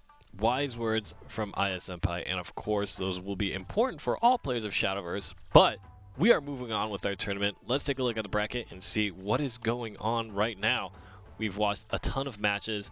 We've got HSK Akamaru Red versus Akai on the upper finals. And then we've got HSK Sizoni against Lanathel. And I guess Hallowed Sky does have another player in the qualifiers here, Akamaru Red. And so that's going to be interesting to see how these things play out. I believe we will be watching one more match here. That is Sizoni versus Lanathel before we head to a break. Now, we've seen these decks face off against each other again and again. Lanathel moving forward with a Forestcraft deck. So we're about to move on. And I think, has there ever been a time in history where Aya Senpai has instated a curse and it has been broken the very tournament he's put that flag down? Oh no. There's never been a time. What? Okay. Never once. Now here's the other question, Exodium. What do you require from Aya Senpai if the curse will be broken today? Ooh. Ooh, if it's broken today, you're gonna have to give me some. You're gonna have to give me a little while to think about this one. This has got to be good. If we break the curse on day one, it's the we might have to put something on his whiteboard that he doesn't want to have on his whiteboard. You know what I mean? From now until the end of time, such as area. I have a recommendation. We should put this. We should put this. We should definitely put this on the whiteboard, if that's the case. That's what. And notice the sneakiest part of the whole thing is I've removed myself from the situation. I've removed myself from the situation. So that's how you maintain your political position amongst your friends here. That's how you do it. A little tip for everybody out there. Just let everybody else fight. All right, we're going to be jumping into Sizoni versus Lanathel. Let's kind of review some of these options that these guys have. Again, Conjuring Force Rune is Sizoni's big thing here, right? And he's playing Agrobats, but this is now a clash of two decks that Exodium was kind of really excited about. Both the Neutral Forest, one that isn't Roach, right? And then Conjuring Force. Which one do you love more? Which one would you kill off first? Well, Conjuring Force is my baby. I'm kind of the one who came out with that deck, and Sizoni's been piloting it to great effect since then. So I've got to give it to him because I love the deck. But Forest, I mean, I don't know. Breaking Aya's Curse, Exo greater than Aya, we gotta see. Not allowed. All right, talk to us about these starting hands here real quick. All right. Well, Sizoni has the unfortunate pleasure of going second. But he does have, a very aggressive hand. He has an incredibly aggressive hand. Unfortunately, that Unicas will soak up a bit of damage, though. Yes, that will definitely mean that Bloodwolf has to run into Unica, and we're seeing a lot of Unicas again. Unica always shifts back into the meta depending on how aggressive everybody is, because Unica basically just forces a trade. It has pseudo ward, in the fact that if you don't remove it from the board, you're probably getting behind, so you have to take it out. So right. I'm glad to see that people are catching up on the meta and they are putting Unicas in their deck. So agreed. Oh well, that's not looking too good. Not big enough. Not big enough, right? Okay, I might have liked to see Flower Princess there instead, because the trade wasn't really going to affect anything. Right. But, now he's going to evolve the Vania, trade it into the Alice, and go face. So, however, what's going to happen is Lyriel's more than likely coming down next turn, going to clean up the Vania, going to clean up something else, probably the Urius. So, I mean, it's still going to be 3 things on board, though. So that's a consideration. Lots of things. Yeah. And I don't think we've seen from Lanathel any, massive board clear. Just the Elf Twins Assault and Lyriels, really. We haven't even seen Sylvan Justice. We haven't seen any Will of the Forest style of cards, so playing a very honest game. Yeah. Well, honestly, he's winning this game right now. So he's doing a pretty good job controlling his board. But Sizoni's not necessarily out of it. He can still push quite a bit of damage, and I guess he is definitely just going face. And I completely agree with this decision. So Sizoni, not like we've seen other players, chooses to completely ignore his opponent and go face, like I think you should be doing in Agrobats, especially backed up with Dance of Death. Ooh. We're gonna see if it's gonna be enough. Ooh, man, that Thorn Burst. Ugh. Feels good. Yeah. Not for me, because I still don't want Forest to win, because I don't want to be wrong. But but I gotta give the devil its due, man. Yeah. So we're gonna see Dance of Death and an Evoed Bat this turn, pushing Lanathel to 2, which will set up lethal for Sabrewer the following turn. So because we saw Sizoni basically do the game plan like we were talking about before, or he could do it in this order too. This works. But we see him going all face. You can see now how the interaction in the deck works. You push, you push, you push, so that you can top deck for lethal. And now I think that Lanathel's just dead. There's no coming back from here. Nope, he can't do nearly enough damage at all. He has dances, but they don't stop. He doesn't have any way of healing. So Yeah, Suzzoni with the hyper-aggressive plan, even going second, taking it down. Playing to the deck's strengths. Yep. Yep, doesn't. And Dance of Death just clears this game out. Wrap it up. Wham bam, thank you, ma'am. So Suzzoni, Just Suzzoni playing real aggro there and actually reaps the benefits of it entirely. And I think that was probably because he was, with the cards he had in hand, it was very much a kind of a no-brainer, I think, in many ways. He had the game plan laid out in front of him. And I think that's one of the faults, before the nerf, and I still think that statement holds true, before the nerf in Wonderland Dreams, I think the name of the game for a lot of these control decks was healing, right? Even things like wards were not really helpful. Board control sometimes was not even really helpful because there was just so much immediate damage that could happen, or unsurmountable boards that could be constructed. I think Suzzoni took advantage of that really well. We see Forcecraft again. Do you think it is actually an advantage for Lonethil to go second, or to go first, or do you think those extra Evo Orbs would have helped them in that previous match? So realistically, I think Lonethil doesn't mind being on the draw because he does have cards like Lyriel and Faria and things that can push the board back, but specifically against a deck like Shadow, you always want to be going first against Shadow because Shadow is now a combo deck. As you can see with his hand, he's got Lurching Corpses into Demon Eaters, into Bone Chimeras, into Demon Eaters, just like this card drawing and removal engine. And it's a lot harder to get off if he's going second. So his draw is actually still really good for going second, but he won't be able to punish as much as he would be if he was going first. right. Gotta say, really digging that animated Ektar.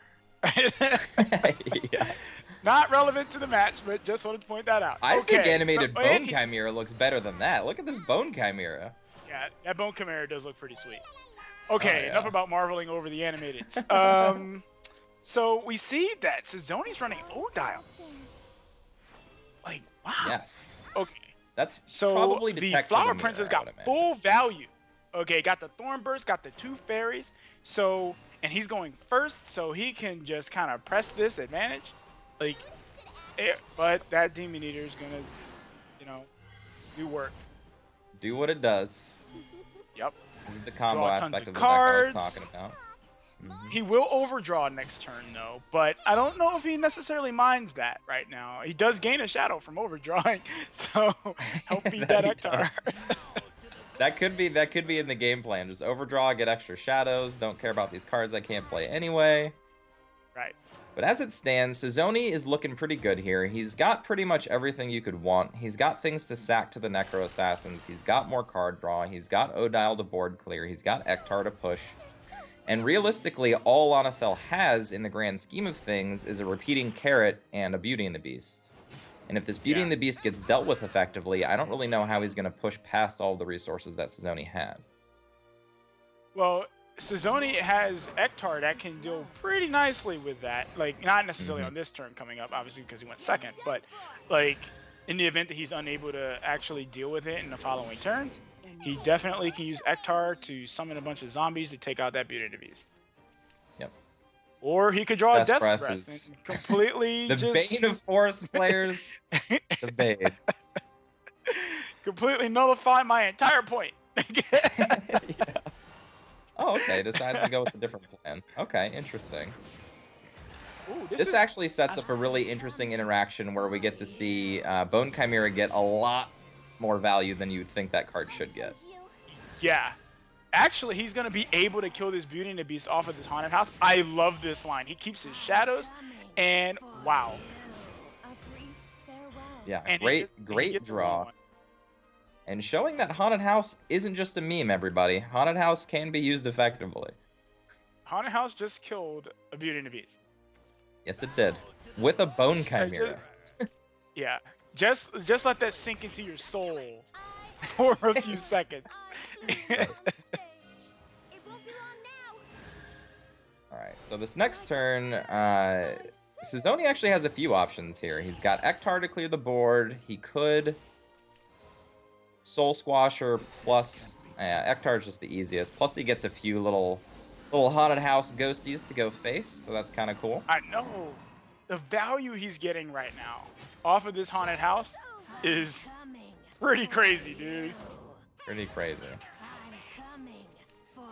You know, I just got to say how cool this is to watch right now. And I can't believe I just said that about Ektar, but hey, the haunted house working, bro. No arguments. Yeah. And funny enough, the Odile inclusion is amazing against Lonathel's hand right now. Any board Lonathel can present right now is just going to get eaten up by Odile, and that can't feel good. No. So it looks like my prophecy's coming true. No, Forrest! Why have you forsaken me? Well, we don't know yet. He could still draw something, you know. Ooh, did he miscount? Yeah, or is he planning on doing a double flower? Oh, no. Oh, he does get... Right, he gets the Thorn Burst here, so he can play that. Take out the Ektar. So now, as I would like to say, I think this matchup is pretty rudimentary, or elementary, rather. Elementary. Yeah. Elementary. Mostly because of the fact that Forest, with Beauty and the Beast topping out its curve and no roaches, means that right now it's just got a straightforward value with Carrot's game plan, which probably isn't going to be good enough to push path cards like Cerberus, Death's Breath, Odile. You know what I mean? Like, there's just so much value being generated on Suzoni's side of the board that I don't think Lonathel can come back. This is the weakness to not running Roach. You know, like you can just kind of hide the Roach in your hand, and this and you can't really do that in this style of list. The list is very all in on the Beauty and the Beast package with neutral, and unfortunately, oh my goodness, this is so brutal. This is, yeah, this is academic, man. This is just, yep. Yeah. Oh my goodness, Odile value, and he's gonna overdraw, so he can't even draw anything new. The Carrots force the overdraw, so yeah, no new board scenarios, no way to clear this Odile, no board that he can do to get past Odile. This game is just straight up over. Yep. Over. Done. This is the most value I've ever seen Odile get. Yeah. I have never seen Odile get that much value. Yeah. But Suzoni keeping the curse alive. Keeping it alive. Oh, Forrest. Oh, I'm so sad. I really think that Lonathel kind of...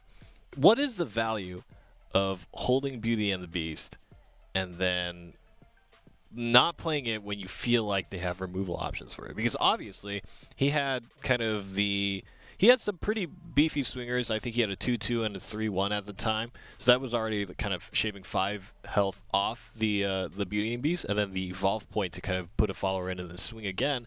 What is the value of actually holding? Maybe spending the Twin Assault to wipe the cards or something like that, rather than playing the Beast on 6 on curve. How do you feel like that line of play would have worked out, Aya? Well, see, it's kind of hard to say because generally you want to get the Beauty and the Beast down as quickly as possible. You want, as soon as 6 hits, you want the Beauty and the Beast down, fully stacked, buffed, all that. Especially with area, right? Right, especially when you're running area, which we know he's playing because he had it in the previous game.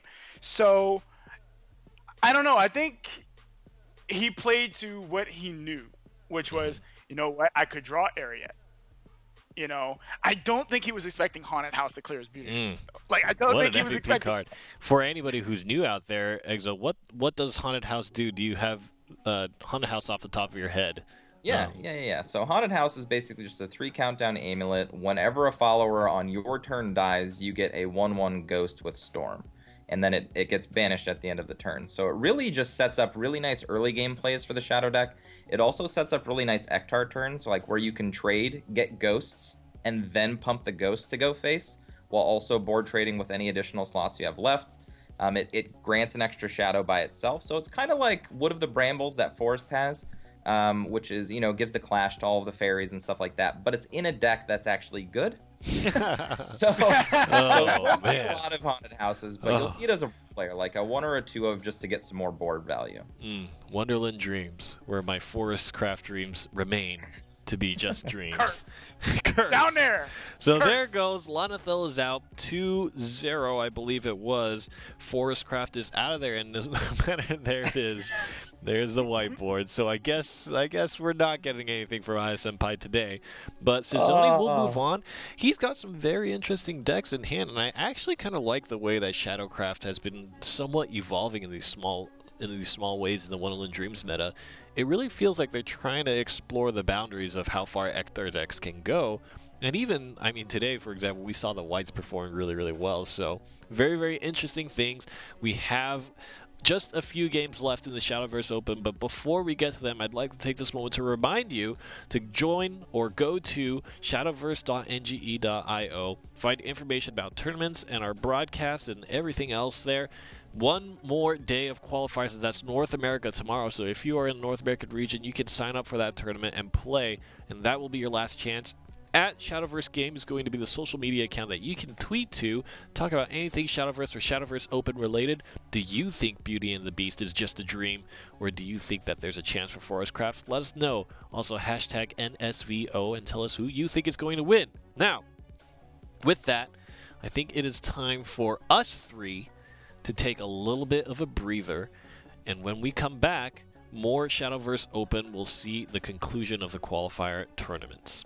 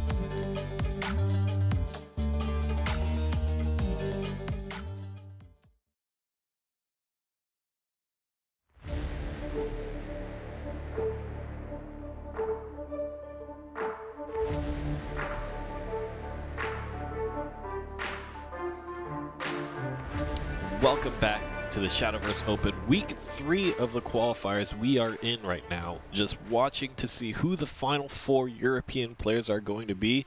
We'll move on to the round-robin stage of Season 2. Of course, I am Rainy, hosting your guys' experience today. And doing the commentary for us is Senpai and Exodium. Bunch of exciting matches. We nearly had the possibility that Senpai was going to be wrong in terms of which deck was cursed. I am so excited to see that happen. I just want to see that happen. I want to be commentating that tournament where Senpai declares a deck cursed and it just absolutely smashes. I never knew I wanted that in my life until today. That is my goal. Aya's the great wise man in the tower, so you know it's hard to knock him off his pedestal when it comes to curses. He is very good at cursing certain decks. Maybe, yeah. Lots of practice. That's an interesting power you have. That is very powerful. Let's take a look at the brackets and see how the tournament is progressing today. We've got Akamaru Red kind of sitting up in the upper finals there alongside Akai, who we just saw at the opening stages of this tournament. The losers final has played out to the point where we just saw Lanathel getting eliminated, and Sizoni is sitting and waiting in the losers finals. So what's going to happen is Akamaru Red and Akai are going to face off. The loser is going to face off against Sizoni, and the winner of that goes on to the grand finals to try to fight from the lower bracket up to take first place, or the winner's side is just going to win the whole thing. So, Akamaru Red versus Akai. Now, as a review, we have Akamaru Red running Dragon, Shadow, and Blood, and then we have Akai running Haven, Shadow, and Rune. And as we noted, Akai's Haven deck is actually Storm Haven, and I believe we didn't get to see it in the game he played, but he did mulligan a Garuda. So he is basically straight playing face damage Storm, and he's trying to, be on the aggressive front. Akamaru Red, I think he's got Bats and Caribous. How do you think that matches up? Do you think that is something that can keep up with the pace of something like a Storm Haven? Where do you think the advantage and kind of the deck matchups are here in this particular winner's match here, Exodium? So realistically, I know we're beating a dead horse with this, but being on the play is very, we've seen it evident in all the games that we've seen played out before us today. So aggro matchups are really highly dependent on the play. Haven has a few more comeback mechanics than most decks do with cards like Priest of the Cudgel, March Hare's Tea Time, especially Garuda into March Hare's Tea Time to reestablish tempo. Plus, they have harder to deal with board states with amulets popping on different turns. You might not necessarily be able to evo into them. So it being on the draw isn't so big of a deal, or going second rather.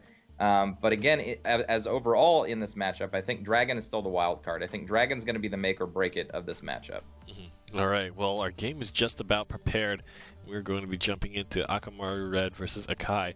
Now, something that I wanted to touch on before we jump on is for the new players. Now, I noticed, especially with Swordcraft, there were a few instances where we saw cards that had things like Rush, like Geno, as well as, I believe it's called the Storm Lancer. God, the 3-2. Blitz Lancer. See, the thing is, I only know it as that 3-2 card with the lance, which is super funny. And actually, I think you don't see it as often these days, whereas there was a period of time where Swordcraft was all about that Rush. Talk to me about the differences between Rush and Storm, and what happens when you evolve a card. Senpai, if you could help the newer viewers kind of make the difference. All right, so whenever you evolve a card, your card automatically gains Rush. That's just a game mechanic. So it doesn't matter what card you evolve, it always gets Rush. Unless for some reason it has a don't attack clause, or can't attack clause, such as Eidolon of Madness.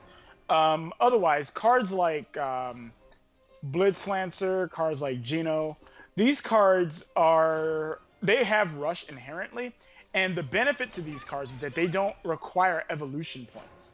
So because they don't require evolution points, you get to save those Evo points for later in the game when you need them, or you can use them to push additional damage with other followers you may have in play, but you can use them on you don't have to use them on clearing boards. So it's Rush on a card is incredibly powerful, as we've seen in games previous to now with cards, Rush and all that. And Storm just means they can go face, as opposed to just having Rush where they can only attack other followers. So Storm is just that extra push, which is a very powerful effect to be able to go face the turn you play a card. All right, And so I'm actually super excited about this Shadow deck. This is a 2 seasons ago Shadow deck that I used to play, running Impious Resurrection, with its value cards early in the game and Nephthys as a late game. So, and I would say that Nephthys, again, another deck, as we've seen today, be the kind of the talk of the tournament with a good matchup against Dragon. oh yeah, definitely. Nephthys comes down. When it comes down, for those who don't know, it summons up to 4 things of different costs in your deck. So the decks are generally configured to guarantee get Underworld Watchman Kawi or Mordecai the Duelist. So a Dragon, without running dedicated banish, has an incredibly difficult time dealing with those cards. And that's kind of the problem Dragon's in right now. Does it run the Odins, which removes a card from the game? Does it run, you know, anti-aggro cards for the aggro? I think that's why Dragon's kind of in flux right now, is because it doesn't know what it needs to be playing yet, because the format's so varied. And as we've seen every single matchup, I think so far today, that Dragon has not been... I think Dragon did won 1 game, actually. But other than that 1 game, it's basically been paired against just a bad matchup. Not the fact that it's a bad deck, just that its matchups aren't very good right now. Right. So he opts to play the Bahamut. He wants to threaten right away. He's like, look, I don't care if you have a board. I'm playing this Bahamut. I mean, it is a 13-13. It's incredibly imposing. So this makes all the sense in the world, but his opponent plays a Death's Breath to put up some wards, and he's actually going to be able to clear this board using the Goblin Breaker Tina and the Breath of the Solomon. Oh, wait, no, he can't clear the board. Never mind. He can, because the zombies are not neutral. So he can't actually clear the board using that, but he can clear at least 2 zombies and then use the Bahamut to take out the 3rd. Well, he can. The Breath of the Salamander will put all of the zombies' defenses to 1, so Tina can clear. That's right. That's right. That's right. I was thinking in the reverse order. Non-enhanced, so. Yeah, I was thinking in the reverse order. My bad. I apologize. All okay, good. so... All right, so he's definitely going to get in for a very large amount of damage.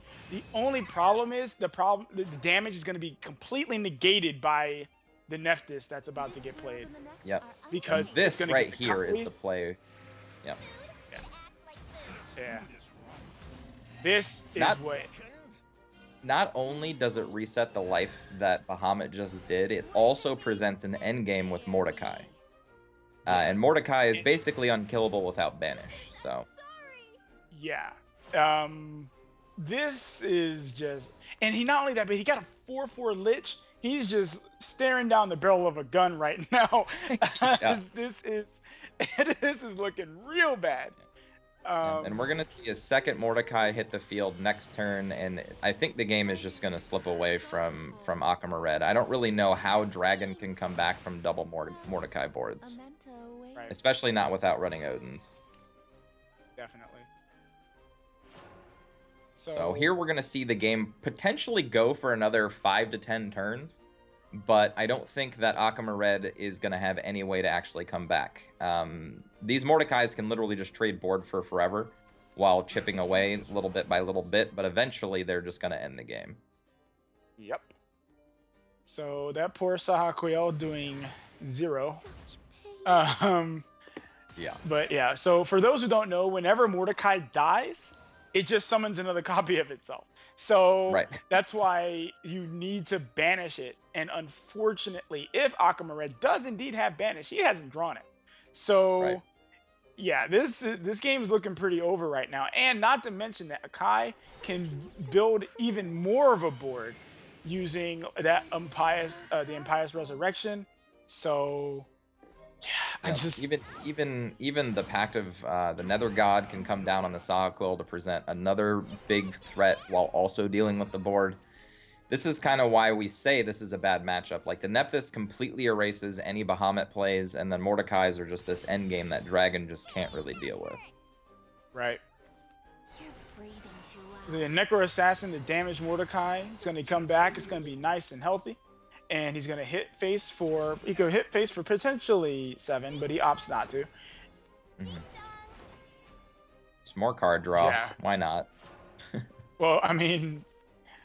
Yeah, you can't get more over... the game can't be more over than just being dead. So, like, unfortunately, there's nothing he can play here that's going to pull him out of this fire.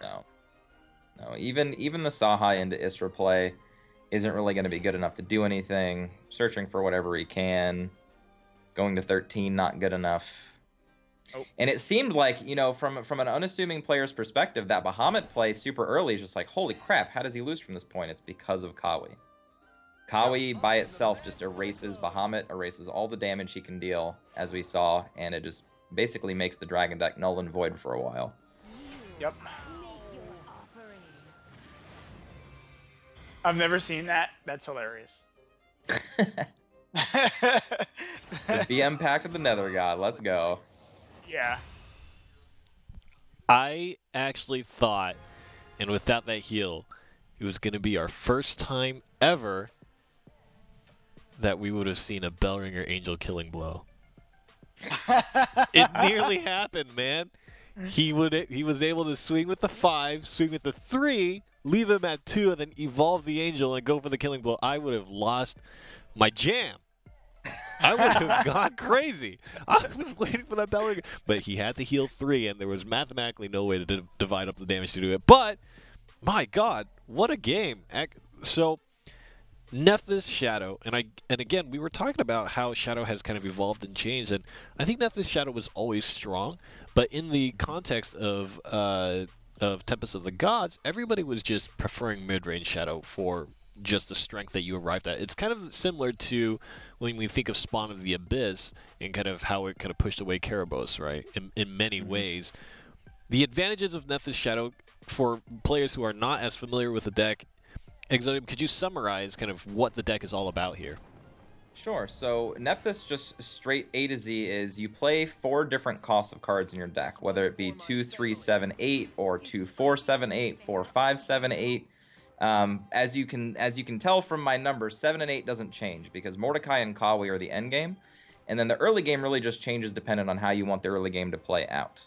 And it's very strong against late game decks such as Aegis Haven and Dragon Ramp and all of those things, but it can suffer against aggro because it's missing a lot in the curve, right? It doesn't have every option available to it, so it can be a little clunky. So, very interesting choice for a tournament. So, Aya, tell us about these hands in this matchup real quick. Yeah, so, right now in this matchup, generally, Haven would be what I would say advantaged in this matchup, just due to the sheer amount of Storm and pressing its advantage through that and just making very difficult boards for Dragon to be able to deal with. But right now, he's not necessarily sitting on, or rather, Akai is not necessarily, sitting on like a ton of threats. He does have the Birdsong in play. He does have the Priest of the Cudgel that just came down. So, I mean, there's that. But, I mean, Akama Red has plenty of answers here. Yes, he does. And we did say it before that the Tempo Haven deck is favored against Dragon in most scenarios just because it has this unmitigated damage it can deal to face, has a really good aggressive draw, but as we can see, the draw that Akai has, not so aggressive. Right. Is going to have to deal his damage later when Dragon can start dealing with it. Yeah. So Saha Quill is going to come down. Israfil is going to then, of course, follow. Then Israfil is going to attack, do 2 damage to both of them, and then kill the bird. And then the Israfil is just going to go right back to hand. So he just saved himself a ton of damage by being able to do that. He also saved himself an Evo point, and he presents a board with pretty formidable followers. And I believe my prediction was correct in the fact that Dragon is the big swing deck on Akuma Red's side. I think that Dragon against every deck, again, except for the one game that Dragon won, has just been in an unfavorable position against all these decks. Like, he bans Shadow because Shadow's the most consistent of them, but then has to play against these other 2 decks that are just really good against Dragon also. So really tough for Akuma here. So at the very least, he can play that, and he does have 2 Israfils, so it's not like he's not necessarily out of the race. Like, these 2 Israfils could definitely keep him in it. Akai doesn't necessarily even have an answer in hand for those Israfils. Yeah, so these Dark Johns not showing up to the right party here. Yeah, definitely not. Definitely not. So we're definitely going to see the Israfil get played. Israfil more than likely will evolve and just clean this board up. Oh, and a Lucifer. Well, never mind. He's just going to evolve the Lucifer, and that's game. That's game. Lucifer, very healy on the front end, very kill your opponent on the back end. Yeah. So, just for people who don't know, Lucifer is my pet card. So, Highest favorite card of all time. Your pet card taking the win, of course. Now, Lucifer is a card where when you play him, he's just a well-statted card, and at the end of every turn, he will heal you for 4 health. But if you evolve him, then he does 4 damage to your opponent's face at the end of every turn. And so that gave him the extra reach he needed to close the game out. It's very interesting. I think Lucifer, kind of maybe talk us through why Lucifer has kind of come back into Dragoncraft decks and why he left in the first place, ISFI. Well, simple answer to that is Ouroboros. Like Lucifer, even before the Ouroboros change, was making its way back into Dragon decks because Lucifer was very good at bringing Dragon again back into matchups against the neutral decks. Well, now since we know that neutral is not really as much of a thing and that the change to Ouroboros took place, people are more opting to fill that 8 slot with either Odin or Lucifers, maybe a little combination of both. But they're opting to do that because they don't get the heal from Ouroboros anymore. And because they have more slots left in their deck, because you probably don't want to be playing 3 or even 2 Ouroboros anymore. Maybe 1 for, you know, the mirror matchup or something like that. Right. So for this game, Akama Red has an okay curve, not the best type of curve you'd like to see, and is playing Usher of Styx, which we've seen in, like, it's kind of like coming into play now. It's like 50-50 with Shadow players if they like playing that card, just for extra value to get maybe more Ektars in the mirror matchup or something like that. How do you feel about that card, Aya? Well, I'm actually really glad to see that card, and it's more of a late game card than an early game card, but of course you can play it early game to just develop some tempo. So I'm actually kind of glad to see that card. It's one of those cards that initially everyone kind of wrote off and was just like, nah, you know, it's not going to really play that. But there are many games I've seen that card come into play, you know, and actually be effective. Like getting another Ektar when you're sitting on a ton of shadows is not bad. Right, so it's a card, for those of you who don't know, it's just a 2-play point 2/2, but it has Necromancy 6, and when it uses its Necromancy, you put the highest cost follower back into your hand that died this turn. I think it's Necromancy 6. It might be Necromancy 4, but it's pretty high cost. It's 6. Yeah. So right now, Akai has a pretty stacked hand against Shadow. He's got the March Hairs for next turn. He's got the Garuda for the following turn. Like, this is really good for him. And he's sitting on 2 Evo points remaining. So he's also sitting on Dance of Death to deal with any big minion that happens to stay in play. He's got a, you know, he's got the Regal Falcon popping out of the Divine Birdsong next turn. Very good position. I would be surprised if he lost this game. I would be very surprised if he lost this game. He just has way too many answers right now. In Shadow, you actually get to see what happens when they don't draw their Demon Eaters and Soul Conversions. They actually just play a normal game plan and run out of resources, because these Necro Assassins sacking things when you're not drawing cards is actually disadvantage when it comes to card amount. So, yeah, we're just basically seeing the Shadow deck kind of brick, in a sense. It's not getting its combo cards, it's just getting a very straightforward game plan, and it's going to run itself out of cards, whereas we see Akai just has infinite depth in his hand. He's got another March Hairs, he's got Garuda, he's got Dance of Death, got more card draw. He needed that. Yes, that was an insanely good draw. Yeah, he needed that, man. But he's still sitting, Akama Red is still sitting, you know, in a very dangerous position right now. He's only got 1 card in hand, and Akai basically just has all the cards, you know? So we're going to see Garuda. T-Time probably going to get evolved into Face, and then just trading into the Necro Assassin. So, yeah, definitely trade. And then, see, now he's, like, this is a massive swing here. And now, again, Akama Red is sitting on, you know, still sitting on 2 Evo points. And he can use his Evo point to take out the 5/3. But I mean, with all the cards that's sitting in Akai's hand right now, it just feels painful. Gonna be man. tough. Yeah, This it's gonna game be hard could for him to definitely come back. change with a drawn Ektar, though. Ektar, as we know, very swingy. And if Yeah, he shows Ektar up, he could punish. Ektar basically is a million cards in one. You know, you're Right. like, hey man, I really need an answer. Oh well, I'll answer your board and have a 5/6. Thanks. Does 500 things. Yeah, lots of things. Yes. All right. Okay, no Ektar yet. But this actually, I think the game, you know, that top deck Lurching Corpse a couple turns ago after the March Hairs really gave Akamured the push he needed to give himself some more turns to get back into this game. And with that Thane play into the ward here that Akai has no answer to, this board is just looking very scary now. This is like top deck anything and just push him over to win the game.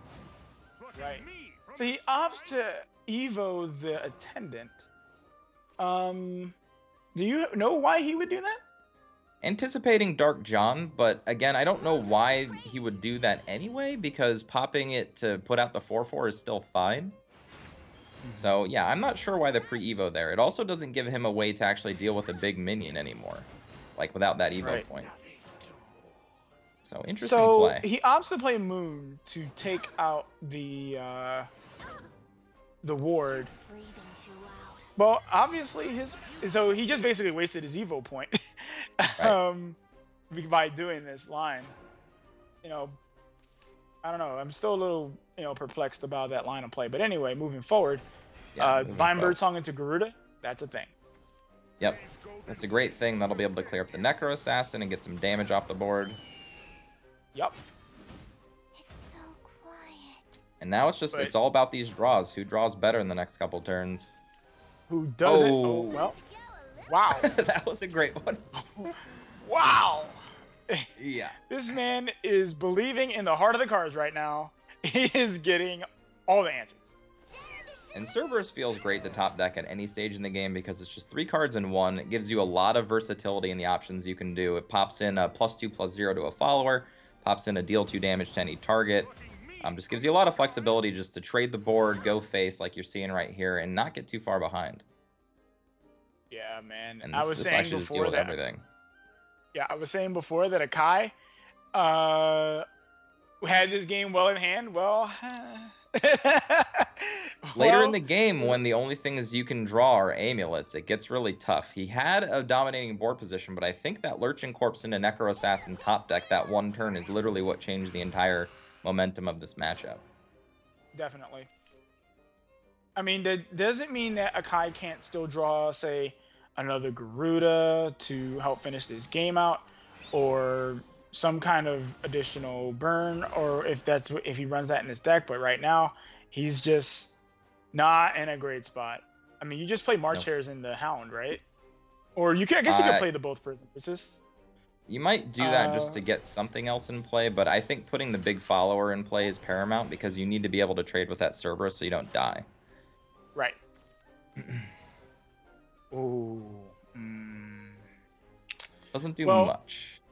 He could use the Cerb to trade into the Hound and then reset then the Erd Cerb. it to make it healthy again? Yep. Looking like the best play. This is really tense. This is top deck mode like crazy. This is Nail Biter personified. Now, Akai could make a super aggressive line here and just go face and basically have guaranteed lethal next turn. But that's super scary, right? Because another Sybil off the, or not a Sybil, but another Cerberus off the top. Ektar. Yeah. Okay, he's opting not to do that. Wise man. Wise man. Wise man. Wise man. Ooh, not what you want to be drawing. Nope. Not But killing off the Tin Soldier means it's still not lethal. Oh, he's just giving up. No, it is. No, it is lethal because he has 4 and then there's 5 damage from Oh, that is Snow White. 5. That is 5. You're right. That is lethal. So definitely lethal. Oh, man. What a game. Havencraft looked like it was ahead, then it was behind, then it was ahead. And I feel like we've seen a few games today that have been a little bit more yo-yo-y as well. I think that's kind of the nature of playing aggro decks that kind of clash against each other and have to spend options just to live, and then you gas out and you're in a situation where it's really awkward. But that does mean that Akai will move on to the grand finals, and Akamaru Red is dropping down to the losers to face off against Sizoni, who Sizoni has been in the losers for a while. And again, to recap, he's the one with the Conjuring Force rune, the Bat aggro, blood, and we haven't seen his shadow deck, I don't think. It's been consistently banned out right now, so I'm curious what variant of shadow he's running.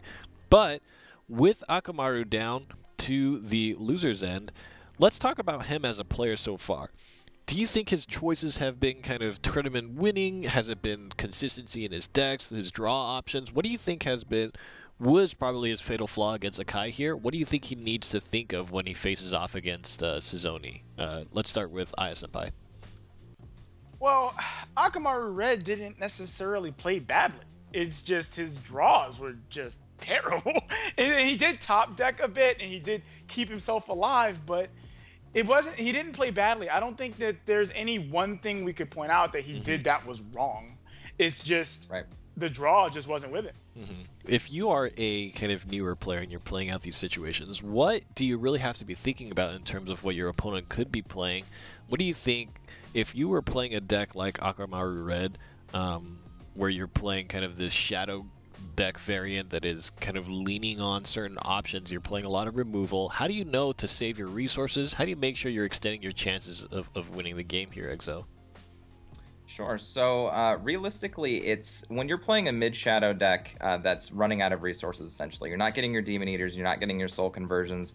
Realistically, you just have to be thinking about, off the top, what can be my best play. So it's not necessarily what's just the best play with the cards that I have in my hand. It's also, what can I do off of the top? So, like, if I draw Ektar, what's the best play? If I draw Thane, what's the best play? If I draw Zombie Party, what's the best play? And kind of walk along those lines, because if you just play with what you have, you're just gonna not be doing the most optimal play. Like, you're gonna run your dude into something that it's not gonna be that effective. If you do draw the Ektar, you know, you don't attack face this turn, and now maybe you don't have enough damage to finish the game off with the next two draws. So it really just depends on your knowledge of your deck, what you're expecting to draw, and what your best possible draws are, and just play to your outs. Don't think that you've lost the game because you have what you have. Think about the best cards you can draw, envision yourself drawing them, and then play like you will, and then that will give you the best chance of success. So the advice here is to fake it till you make it. That's what I'm hearing. Exactly. It's to fake it That's till exactly you what make he's it. saying. The Shadowverse Open, giving life lessons all day. So, before we continue on with the tournament, definitely make sure to go to shadowverse.nge.io. There you can find lots of information about when the tournaments are, when the broadcasts are happening, news updates about the Shadowverse Open, and who the qualified players are in the round robin. Also, make sure you go to @ShadowverseGame on Twitter, and that's where we can discuss anything social media oriented. You can hashtag NSVO with who you want to win, or how much these life lessons have impacted you on the show. So, with that being said, Sizoni versus Akamaru Red. Do you think people are scared of Conjuring Force? Is that ever a choice for people to ban? They should be scared of it if they're not. I'll tell you that much. You should definitely be afraid of Conjuring Force. Okay? But I want to see it played. I want to see Conjuring Force played. All right, let's see if that's the case. Ooh, it's a Bloodcraft Mirror. All right, guys, take it away. How does this play out? Sure. So, and it's a team kill. Now that we know that Akamaru is on HSK, we know at least one of them will be advancing, but one of them will knock each other out here. So, realistically, this is all about the play. This is like 100%. If you're on the play, you have a strict edge because it's a mirror matchup. That's usually how they go with these aggressive variants. And it's about your curve. How good is your curve if you are on the play and if you are on the draw, that kind of thing. And I'll let you take it away with what they actually have. Well, what they have right now, what we can see, is they both have okay curve plays. Sizoni's going to be playing the Urias to do additional damage. So overall right now, since he was first, he will be doing a little bit more damage than Akamaru Red is right now. But he opts to play the Vania, which is fine. Like, another line that he could have taken, and this is why he didn't, is the Urias, but he could have opted to play the other 2 1-drops. He opted not to do that because he doesn't want to take unnecessary damage. Right. The Vanya play essentially just sets up a way for him to kill Urias before these Summon Bloodkins come into play. Yep.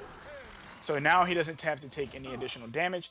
The Summon Bloodkin is going to give him 2 damage off of Vanya's effect, and he has a pretty good board.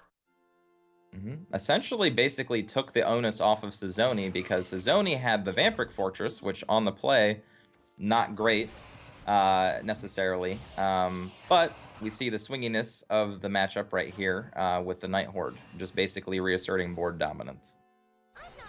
That was a great draw for Akamaru Red. That Disagreeable Demon is going to help prevent a lot of damage from getting through. Especially now Basically that he's gonna evoing force the next Evo. Yeah. And not only that, but he's going to use his bats to trade into the bats so that he doesn't get value off of the Vampiric Fortress. He's, again, preserving damage. And, yeah, so this is very good for him. Unfortunately, though, he's really low on cards. Yes. Akamaru Red put up a great on-the-draw defense, honestly, in this matchup. But the lack of cards now is really going to come into play. And that Vampiric Fortress is actually going to push again because of another Night Horde coming out. Right. Oh, wow. Ooh. Great draw. There we go. There we go. Swingy, swingy. Here we go. Yeah. I mean, they swinging for every fence in the stadium. Like, there's all of them. So now this is literally anybody's game at this point. Both players have an Evo point. Sizoni has the answer to the big 5-5. Beyond this, it's really just who can draw lethal here. Yeah. I mean, there really is no choice but to play the dance hit, right? Yeah, you have to dance. I mean, you could Night Horde evolve here, I guess, just to get more VAT. Wow. Ow. He's like, never mind. I guess he figured, let me just get the value off of this Vampiric Fortress now before I'm not able to. And that's also fine, I guess. Makes sense. Especially if he knew that it was going to put his opponent, which it did, into the position to trading with the BKB instead of going face. So, very heads-up play by Sizoni. Better than our play. Yeah, way better than ours. Now he's got the dance to actually push for damage here instead of just being defensive. Ooh. 4, 5, 6, 7, 8. That's already 8 damage, but he's got to be careful. He does have to be careful. Okay. Opting for the safer play. I like this a lot. I like this. Line. It's going to play the Blood Bowl. Yep. No reason not to. He will take 1 additional damage from the Urias, but he's going to go face, and he is present. Oh, well, that Urias is just a little late to the party, but he can trade to. Because that's the only thing he can do. He obviously can't go face. So. Now, if there's a situation where Sizoni bricks here, which he did not, Well. he did not brick, these Uriases could have basically set up a board position to where maybe Sizoni couldn't play anything to like end the game, but not the case. Implancer comes down to wreck house. Implancer for the necessary reach, and I think it's so interesting. The conversations are really starting to collide in terms of like going face, clearing board, and there definitely were good decisions made on Sizoni's end to, even despite the fact that there were pretty beefy cards available, he chose to kind of step aside from those and make choices that didn't necessarily handle that situation at the time, but pushed enough face damage that he did end up drawing into that option. He was faking it, and then he made it. So, Exactly. So Sizoni will take the first point here. Akamaru Red gonna have the option to head back in with his Bloodcraft deck, and it looks like he will. How does this play out against a Conjuring Force deck? I guess you're looking for a fight. Well, So this is a really random matchup, honestly. Like, really random. It really depends on if Sizoni draws removal early enough. And his opening hand does not look very stellar versus an aggro blood. yeah, this. No. That's not a hand. Well, he does have a Conjure Golem for the turn 2, so he will have something to actually be able to start applying some kind of a defensive measure. But the rest of his hand's just not stellar right now. Right. Much needed Conjure Golem just to be able to present something to deal with the board here. The Angelic Snipe's going to help clear the board a little bit as well. But yeah, Rune's kind of take like out this one back. abstract deck that's really hard to tell if it's going to be able to deal with the board because it's all draw dependent. Like they could draw into an Insight, into a Kaleidoscopic like we're seeing here, into a Levi. Okay. We're seeing Suzzoni now ramp into cards that can actually deal with the board now. So it can always change given the card that Rune draws here. Yeah. I think that there was a consideration for Akamaru Red to just go for the 4/3 instead, and trade the bat into the Clay Golem so that he would have a bigger follower. But I guess he's chosen to just go with this line, which is a fine line too. I mean, this line for Suzzoni is definitely very good right now. So now we get to see actually how sweet snowmen are. Snowmen look super unassuming, but when you fill the whole board with them, pretty scary. Yeah. Look how menacing they are with their cute little noses. Hey man, those scarves might just they might choke you with their scarves, man. That's right. You know, you just They'll never melt know. on you, make your soup cold. Yeah, not good, well, man. that's the worst of them all, man. Making your soup cold.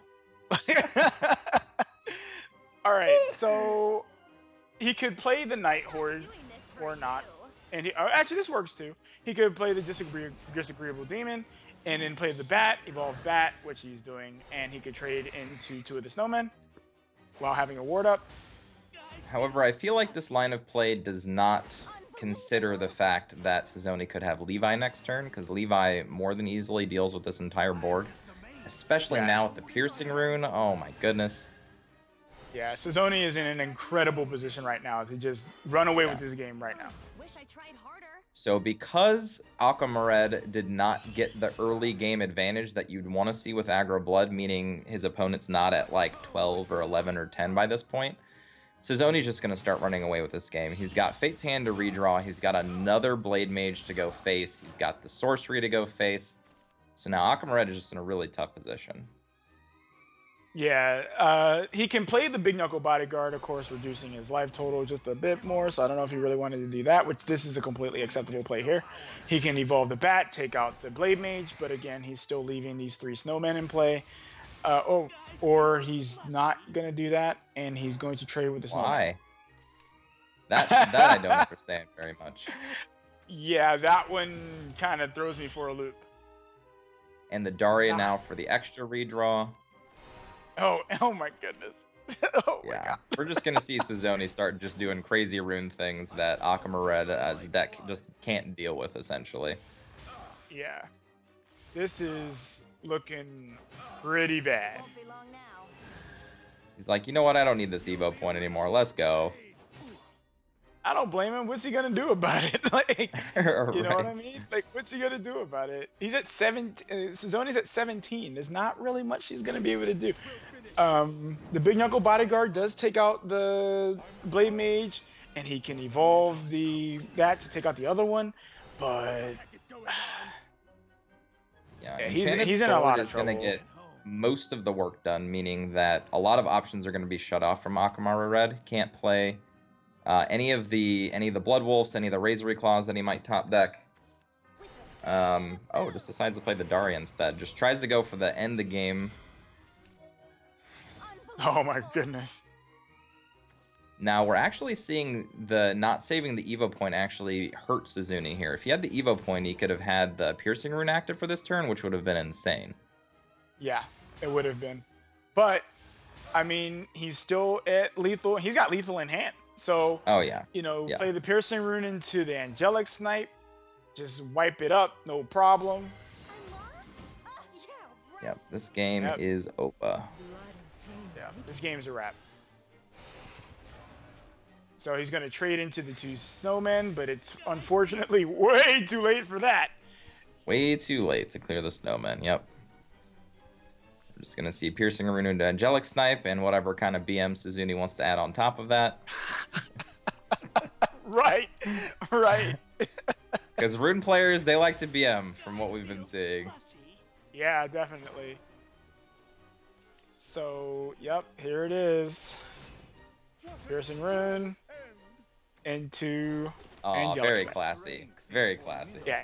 All right. No Suzuki. BMs. Good job, Suzuki. That's his teammate. Got to make him feel good. Suzuki will win 2-0 against Akamaru Red. And I actually like that. I like that, you know, you have your option to win and whatever BM you want to add as an appetizer to your dish, you know. They'll take a little bit of extra followers on board. They'll take a little bit of throwing the Evolve Orb away, you know, whatever you want. But Suzuki will take down Akamaru Red and eliminate his teammate here. And now he is moving up to the winner's side to fight Akai. And it's interesting because Suzuki has been in a loser's bracket for a very, very long time. And I don't know if they have played before, but it really does seem like Conjuring Force is doing really well. I mean, in the few games that we saw it actually play, it definitely had options. It drew really well in classic kind of Rune fashion, right? With Fate's Hand and Insight and whatnot, and Daria as well as kind of a card draw in some situations.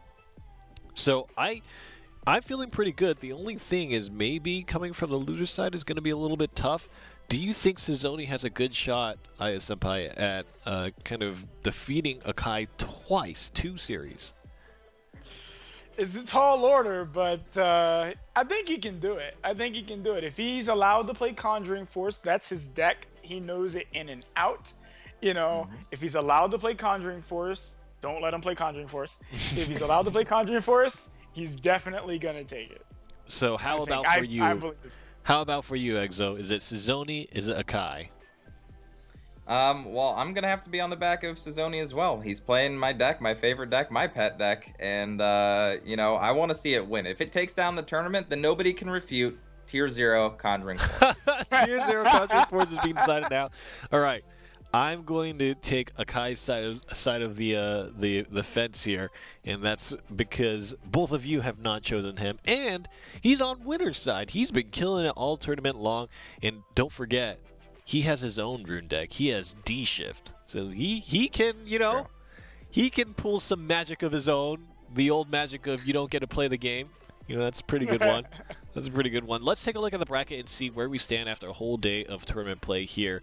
The European qualifiers have come down to this. Akai versus Suzuki, the grand finales. And Akai is on winner's end, so I will reiterate to you guys, Akai only needs to win one best of 3, but Suzuki needs to reset the bracket by winning one best of 3 and then win the second one as well before he is deemed first place winner of the tournament. And that is because Akai has not had his extra life played out yet. He's not lost a single series in the whole tournament. So for week number 3 of the qualifiers, there is HSK representing, and then there is Akai standing solo, maybe like looking for a team or somebody to represent him, kind of like a Ronin in many ways. But how do you feel about the tournament play up until today?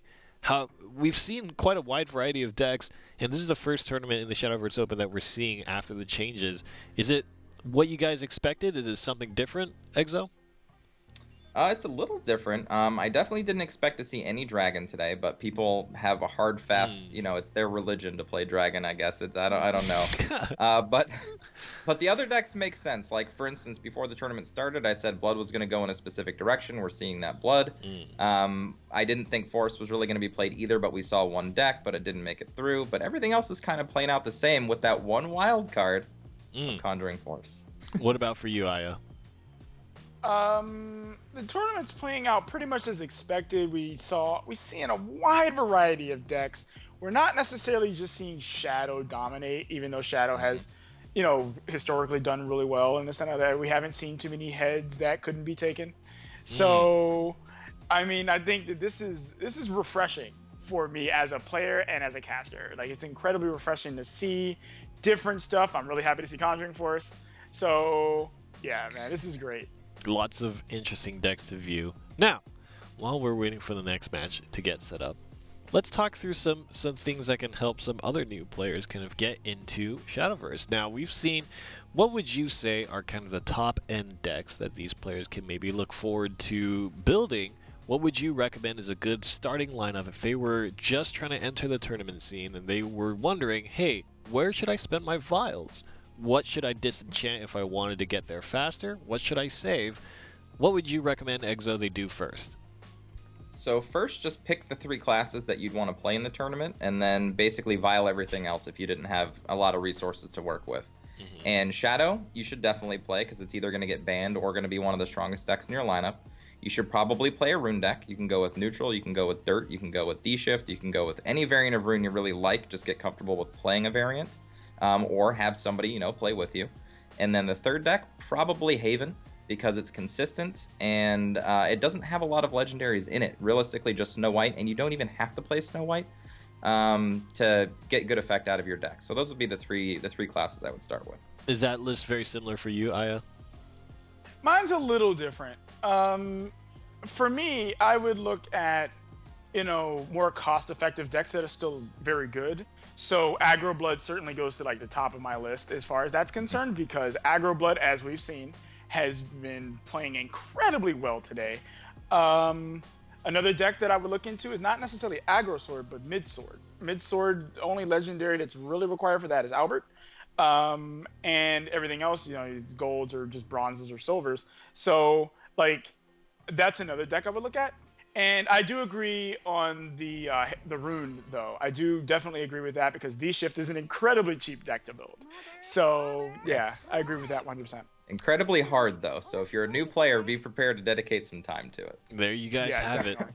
So we are going to see Nephthys Shadow once again on Akai's side, and kind of a more mid-rangey Shadow on Sizoni's side. So this is the clash of the century. Which Shadowcraft deck will come out on top? Take it away, guys. All right. So, well, I would just say, like, right now, not really much is going to be happening in this early game.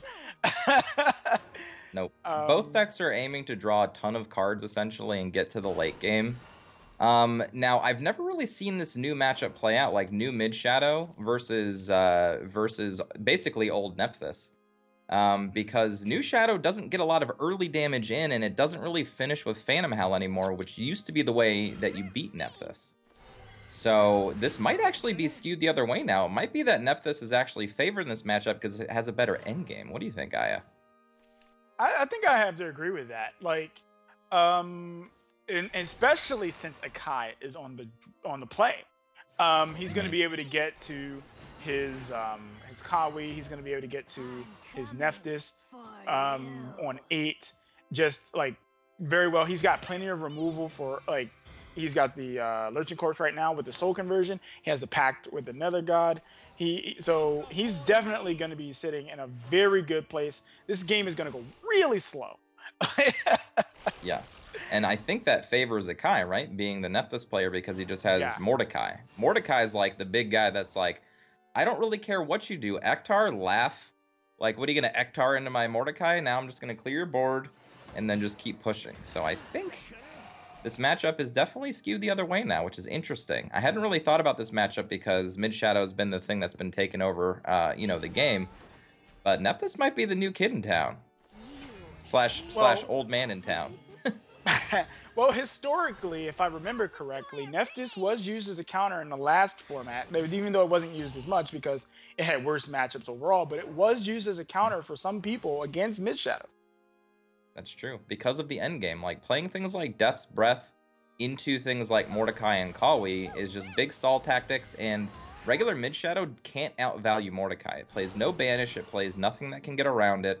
It literally just has to play into the card, and just much like we've seen Polyphonic Roar in seasons past, Mordecai acts in a very similar way. It's just this Polyphonic Roar that sits on the table that you just have to deal with.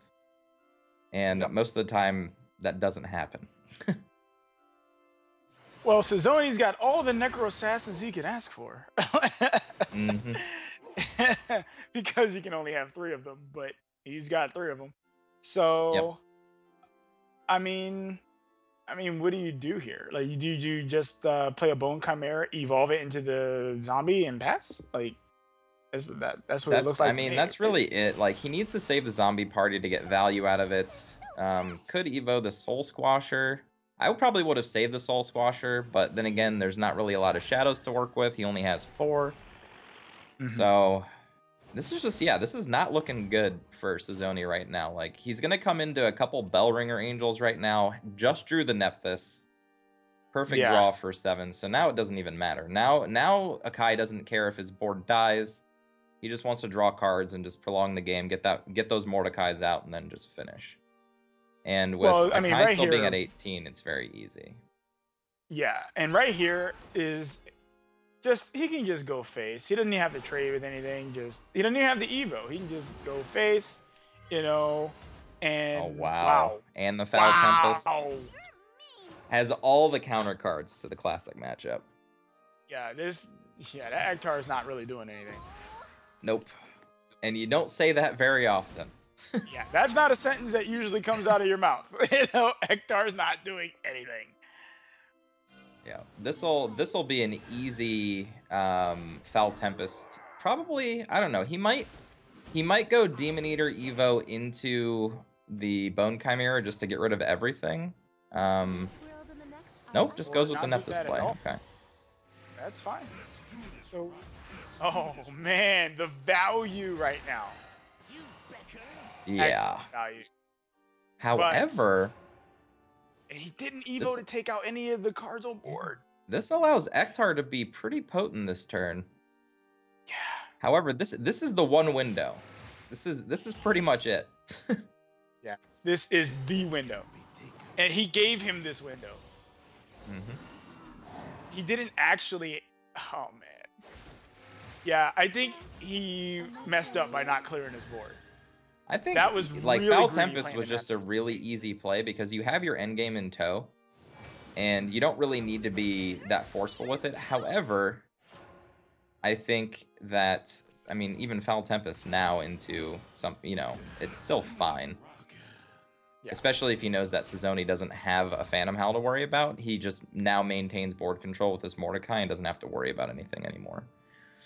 Right. We haven't seen any Phantom Howls. We haven't seen anything like that.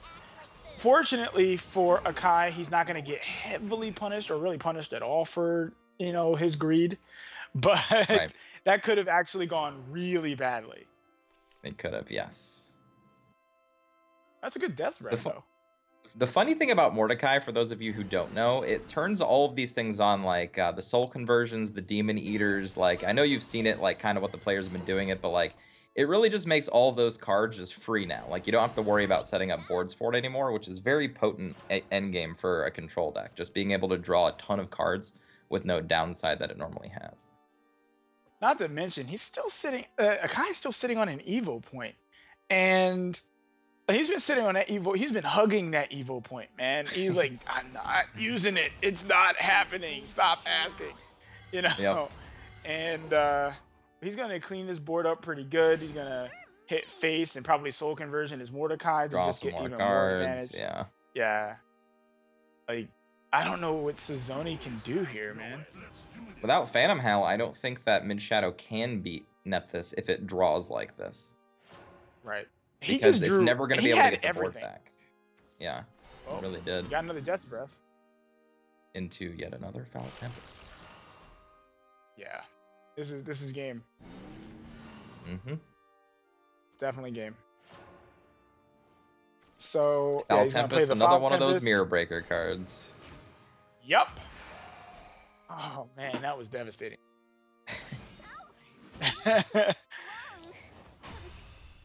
Oh my, 1-0 Akai over Sazoni. Talk a little bit about Foul Tempest. Why?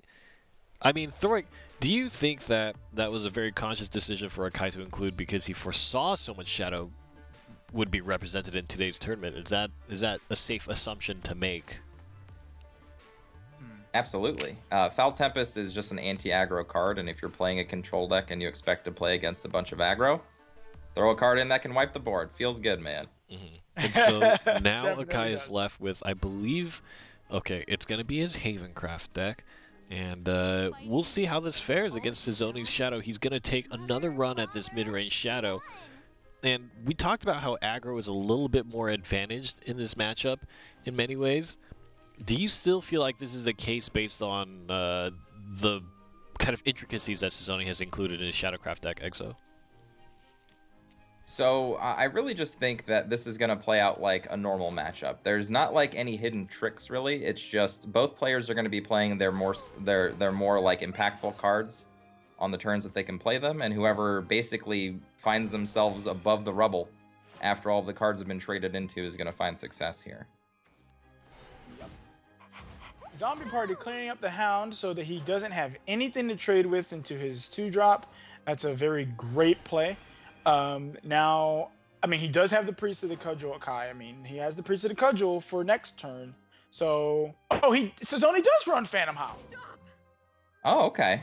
So he did have outs there. He could have Serb into Phantom Howl, just didn't have enough time. Didn't draw his Phantom Howl at all. So definitely did have a way to win that game then. So that window was actually very scary that Akai left open. But yeah, that game's in the past now. Yeah. It's just, wow, he actually did run it. Okay, moving on. Yeah. So he's opting to just take some more damage, which is fine here, actually. As he is not necessarily under, any really huge threat of damage. Oh, I mean, he's about to take 4 to his face right now, though. But Priest of the Cudgel still clears up pretty good. He does get the bird. Yep. And we're seeing how Phantom Howl in hand actually changes plays. So had that Phantom Howl not been in the hand of Sazoni, I really doubt he would have evoed the Soul Squasher and gone face with it. I don't think that would have been the play. There's just not really a reason to do that unless you're trying to end the game, which Phantom Howl definitely can do. Especially with an Odile next turn. And Odile's looking pretty saucy here.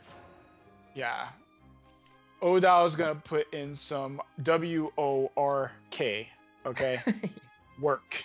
I had to spell it out just to let you know that's how much work it's about to put in. This is you know what? Odile's changing a little bit in my mind now. I've never seen Odile as like that good, but in this new format where Dark Johns are good again, and the 2 damage is relevant again, Odile seems pretty cool. Yeah, definitely cool. But he's about to probably stare down this Garuda, will pop this Beast Call Aria, so that's pretty strong play. Yeah, it's a pretty good play. I don't really see a reason for him not to do this line of play. Use the bird, trade into the Odile, have 2 4/4s in play. Yep. He could be considering the March Hares this turn, but yeah, there's just no reason. Take the board. All right. Yep. And then the... Well, there's Ektar. Perfect draw.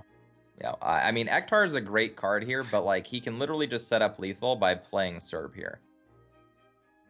True. Serb into Phantom Howl with the Evo point is just lethal already. Yeah, and like Akai currently in hand does not have a way of performing lethal from 17. So the most he will do will be it's 11 damage with the Evo point 13. So and that's game. No wards on the side of Akai, so Sazoni masterfully understanding the interaction between Serb, Phantom Howl, and Evo points, and took the chance. Yep. He rolled the dice. Granted, if you looked at Akai's list and didn't see any wards, there's not really a better play he could have made. So, heads up play anyway, though. Very true. So it trades into the serve. These go face, but he's still dead. Yeah. Well, let's see. Yeah, he's definitely dead. 100% dead. He's got 11 damage. Yep.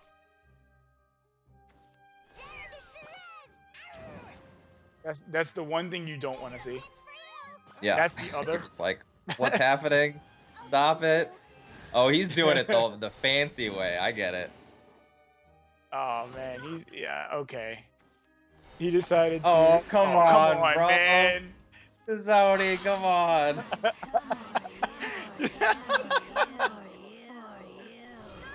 Make you think you have hope until the last second. Hey, what happened? I thought Sazoni showed respect. I guess it really is against your team. Yeah. Against your teammate, you don't BM. Against everybody else, you just start styling on them, man. Suzuki All just the rules out the window.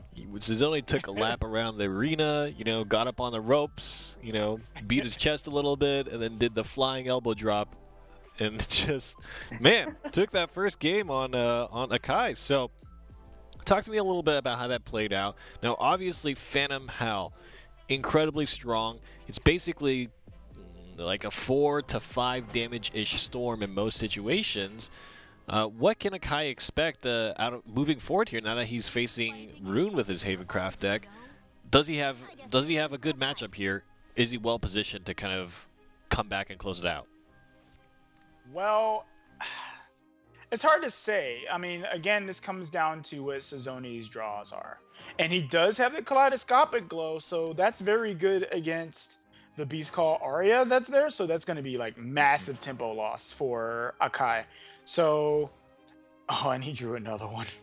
I'll go out on a limb and say that I have never lost a game playing Conjuring Force against the Haven deck. I feel like the matchup is like 90-10. It's like so hard, especially when you have kaleidoscopic glows to stop the aggression. And as you see, he didn't use the kaleidoscopic glow immediately. He's gonna wait until Akai forms a game plan around that Beast Call Aria popping, and then just swip it off the board. Like maybe even next turn. He doesn't even have to do it now unless he doesn't have a better option, which he doesn't. So. Well, he could do it now because he may want to prevent his opponent from drawing, say, a Hollow Dogma to pop it, and then he will not be able to use it. So, yeah, it's a hard matchup because Haven plays to the board really well, but it can't really stop the plan that Conjuring Force has. It has no removal for Conjuring Force. It has no mass removal besides Dark John, if there is Dark Johns in Akai's deck, to stop the mass flooding of the snowmen. And again, like we saw, the kaleidoscopic glows just hurt the tempo of Haven so much. Yeah, not having the ability to pop your Beast Call Arias on 5 against the deck like Conjuring Force, really at all, against any Rune deck is just painful. Yep. And look at just the damage that's man. already been dealt.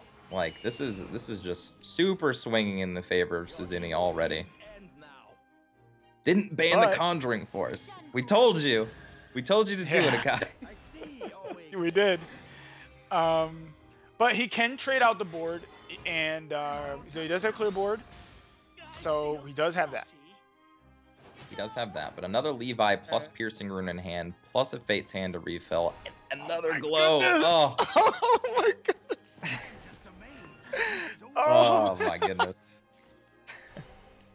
I feel bad man. for Akai. Whenever you're a Haven player and you've experienced kaleidoscopic glows and you've pounded your hands into your desk after doing it like time after time after time, you know what Akai's feeling like right now.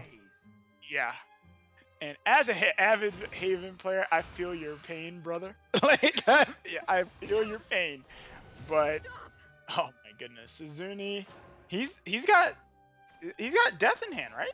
This is already dead, yeah. He's got the Piercing Rune plus Blade Mage for 6 damage by itself.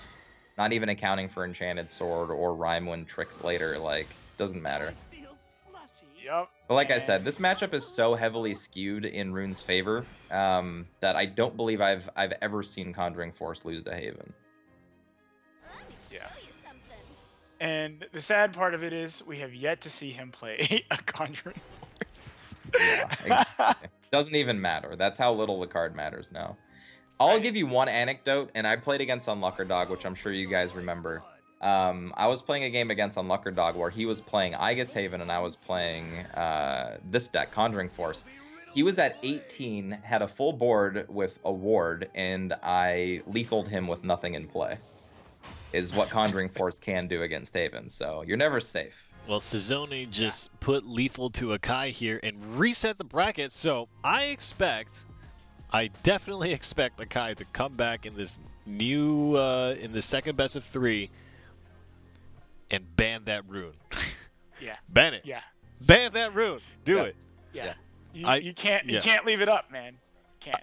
I think it's so interesting to think about now. We have some time here as Suzuki sets himself up to take a first place finish, but Akai is going to be cashing in on his slight advantage here coming on winner's side, and this is why I think it's super tough, because in a single elimination, or if Suzzoni was on winner's end, this would be done, right? There's no room for you to learn from your mistake, you know? You can't change your band, you just lose to Rune. But now, Akai has an opportunity. He can try and make it work, right?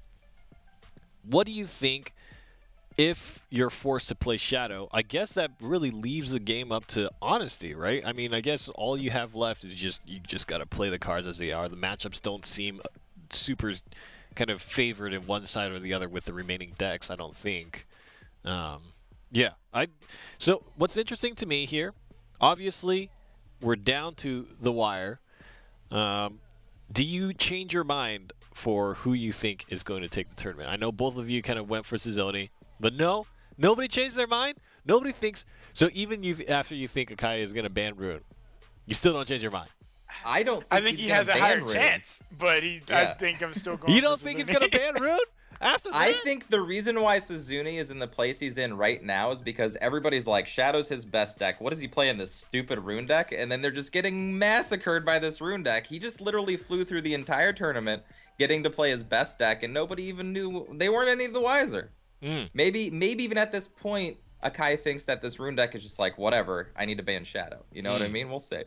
Do you think that even with a player like Shadow Shadet in the loser's end, because he seemed to be playing around Conjuring Force pretty well, so he must be somewhat aware of the deck, do you think even he should have banned Conjuring Force? Absolutely. I think every that time, should have been banned. ban that deck. 100%. All right, well, 100%. If there is a cursed deck, then what is the opposite of a cursed deck? The blessed one? A blessed deck. And that's Conjuring Force. Conjuring Force, the blessed. Down, you know, the lights beaming on it. You hear the music. You know, Like, we're making it a true fact right now. Well, I would imagine that the blessed deck would be some Havencraft-oriented deck, but apparently not. I mean, it just got uncursed too. We'll see. So we're about to jump into our final best of 3 here between Akai and Suzzoni. And apparently, Aya Senpai and Exodium, I don't know if they received dollar bills in their pockets. I don't know what happened, but they still think Suzzoni is ready to go and ready to take the tournament win. So let's see the second time around. Will Rune be banned? Find out on the next episode. At least this episode of the Shadowverse Open. All right, guys, take it away. all right. Okay, well, we do see Shadow now, so Rune, you know, Akai got the heads up. Share all you know. he's like, okay. I believe now. No more Conjuring Force.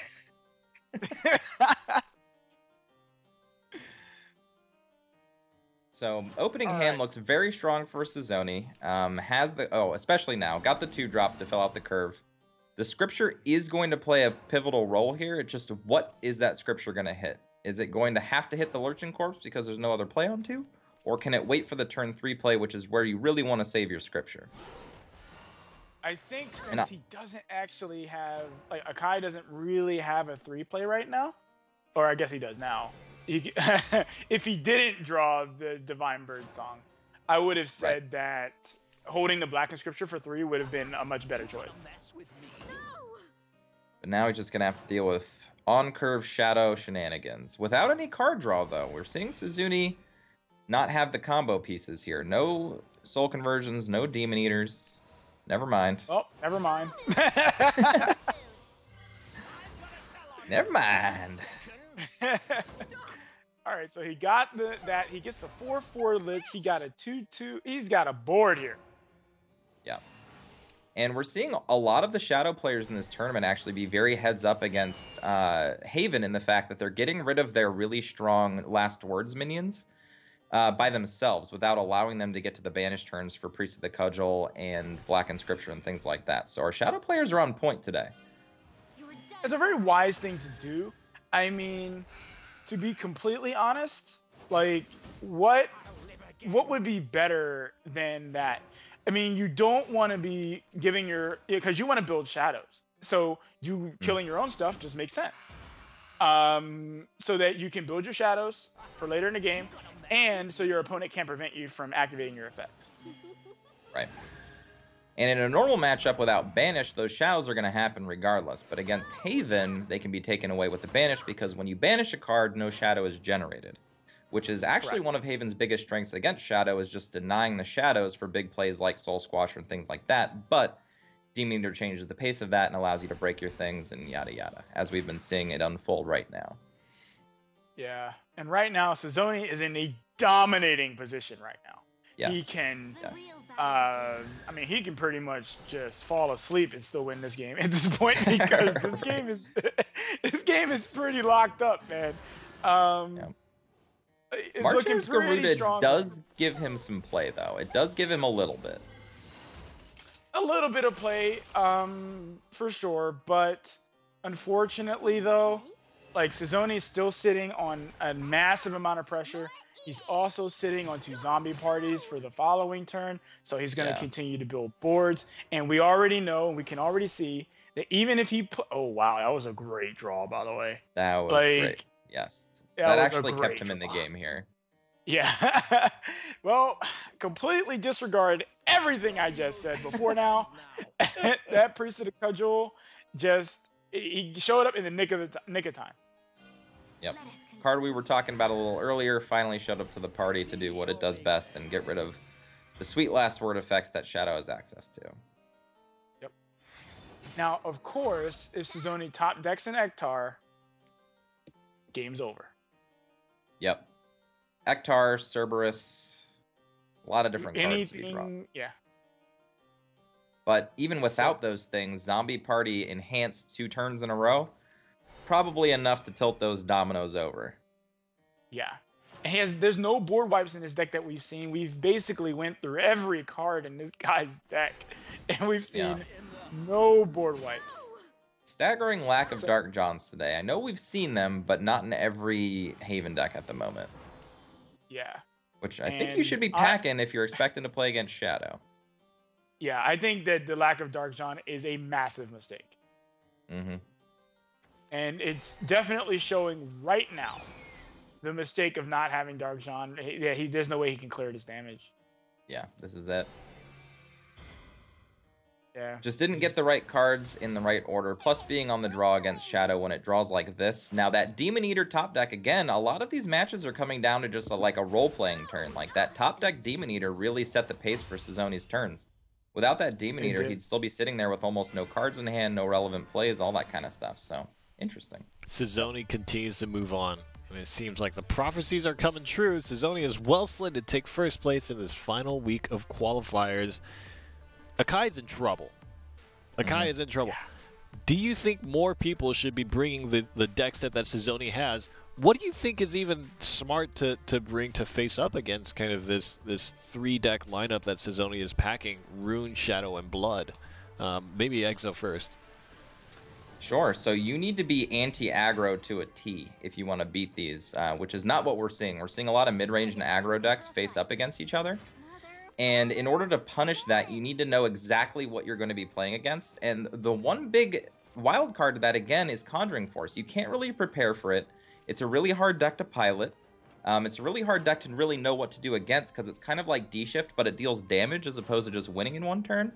But life gain. Like, for instance, if somebody was bringing Alana Haven, I think it would be doing phenomenally well against these decks so far that we've been seeing, that Suzzoni's been putting forward. Like the Aggro Blood, like even this deck right here. Like I said, Haven is a really good matchup for it, but Alana Haven specifically can out-heal the damage that Rune can deal. So basically, something just to break all of this aggro up and not just play aggro into it, because that's what Conjuring Force likes to feed on, essentially. And amazingly enough, Akai let Conjuring Force through again. Yep. Didn't learn his lesson, and probably might pay the price. So the funny thing about this matchup is, especially against Nephthys, is that it's just like a really slow, clunky Haven deck against Conjuring Force, where it doesn't really do anything that Conjuring Force cares about for 6, 7, 8 turns, and Conjuring Force can just set up its endgame. And again, it has no way to deal with Conjuring Force itself, which hasn't seen play yet, but might finally come into play this game. We'll see. Well, one of the things that we're seeing right now, since this is going to be a much slower matchup, because Nephthys is, you're talking like very far into the late game, there's no damage to really threaten Cizone, really.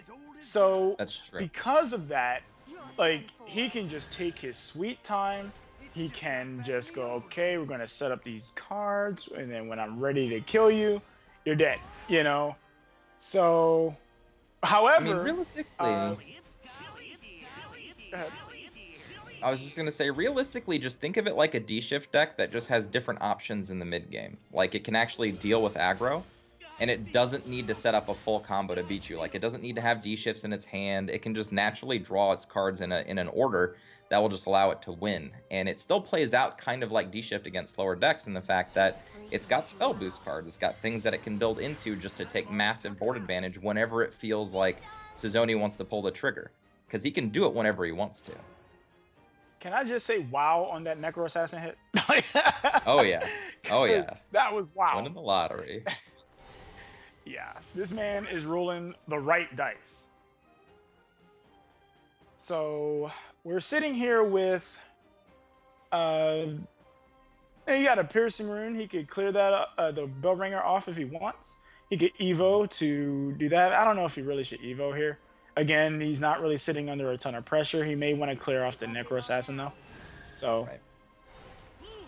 The biggest role players in this game, honestly, are going to be the Kawis. And Akai has access to all of his Kawis. So, Kawi, basically for the reason that Rune's going to try to get in as much damage as possible, and these Kawis need to be there in order to fight with the life gain, essentially. Like I was saying with Alana Haven, where you have some heal, this is kind of the only way to push back, but this draw is just absurd that Cizone has. The onkers. Okay? Yeah. Wow. Absurd. That actually might just be it next turn, because Kawi's going to come down. It won't immediately be able to die, and then there's a Rhyme Wind to bounce it back to hand. So I think this is just it already. Don't ban Rune get mushed by this Rune deck. His draws have been absurd. Absurd, yeah. Ridiculous draws. This Kawi is doing the sum total of 0 right now. Yeah. Okay. 0 things. Oh my lord. So, I am so happy for Cizone right now, because he is playing the best deck of all time and showing how omnipotent it is. yeah, this game is wrapped up. Get out of here, Kawi. Oh my god, Cizone. And I guess you guys weren't kidding. I thought you were lying to me this whole time. No, sir. Oh No my way, god. man. Cizone, all the way from the loser's end of the bracket, wins everything to now grab first place. Let's take a look at the bracket to see what the day has been so far, but just incredible. Cizone, right from the start of the day, from loser's end, 2-0 Shadow Shadet, 2-0 Lanathel, 2-0 Akamura Red, and then 2-0 Akai. I believe the first set was 2-1, and then the second set was 2-0. So this guy is just killing it. Who even knocked him out in the first place? It must have been somebody who banned Rune. And then the guy got knocked out, and the guy's like, wait, if you go against Cizone, please ban Rune. And everybody laughed at him because you're already out of the tournament, man. What are you talking about? Cizone was just running away with it. Let's take a look at the qualified players list here and see who from Europe will be moving on to the top 12, and that will be Fatina from Week 1, EXG Essia, Kyonis, Symphonis, and then we've got Praetorian, Derzello, EXG Sheepy, Catch, and then Akamaru Red, Akai, Cizone, and Lanathel will be the ones moving on from today's tournament. Guys, I can't believe it. Cizone, with the Runecraft deck, did not play a single instance of Conjuring Force. Do we just call it Snowman?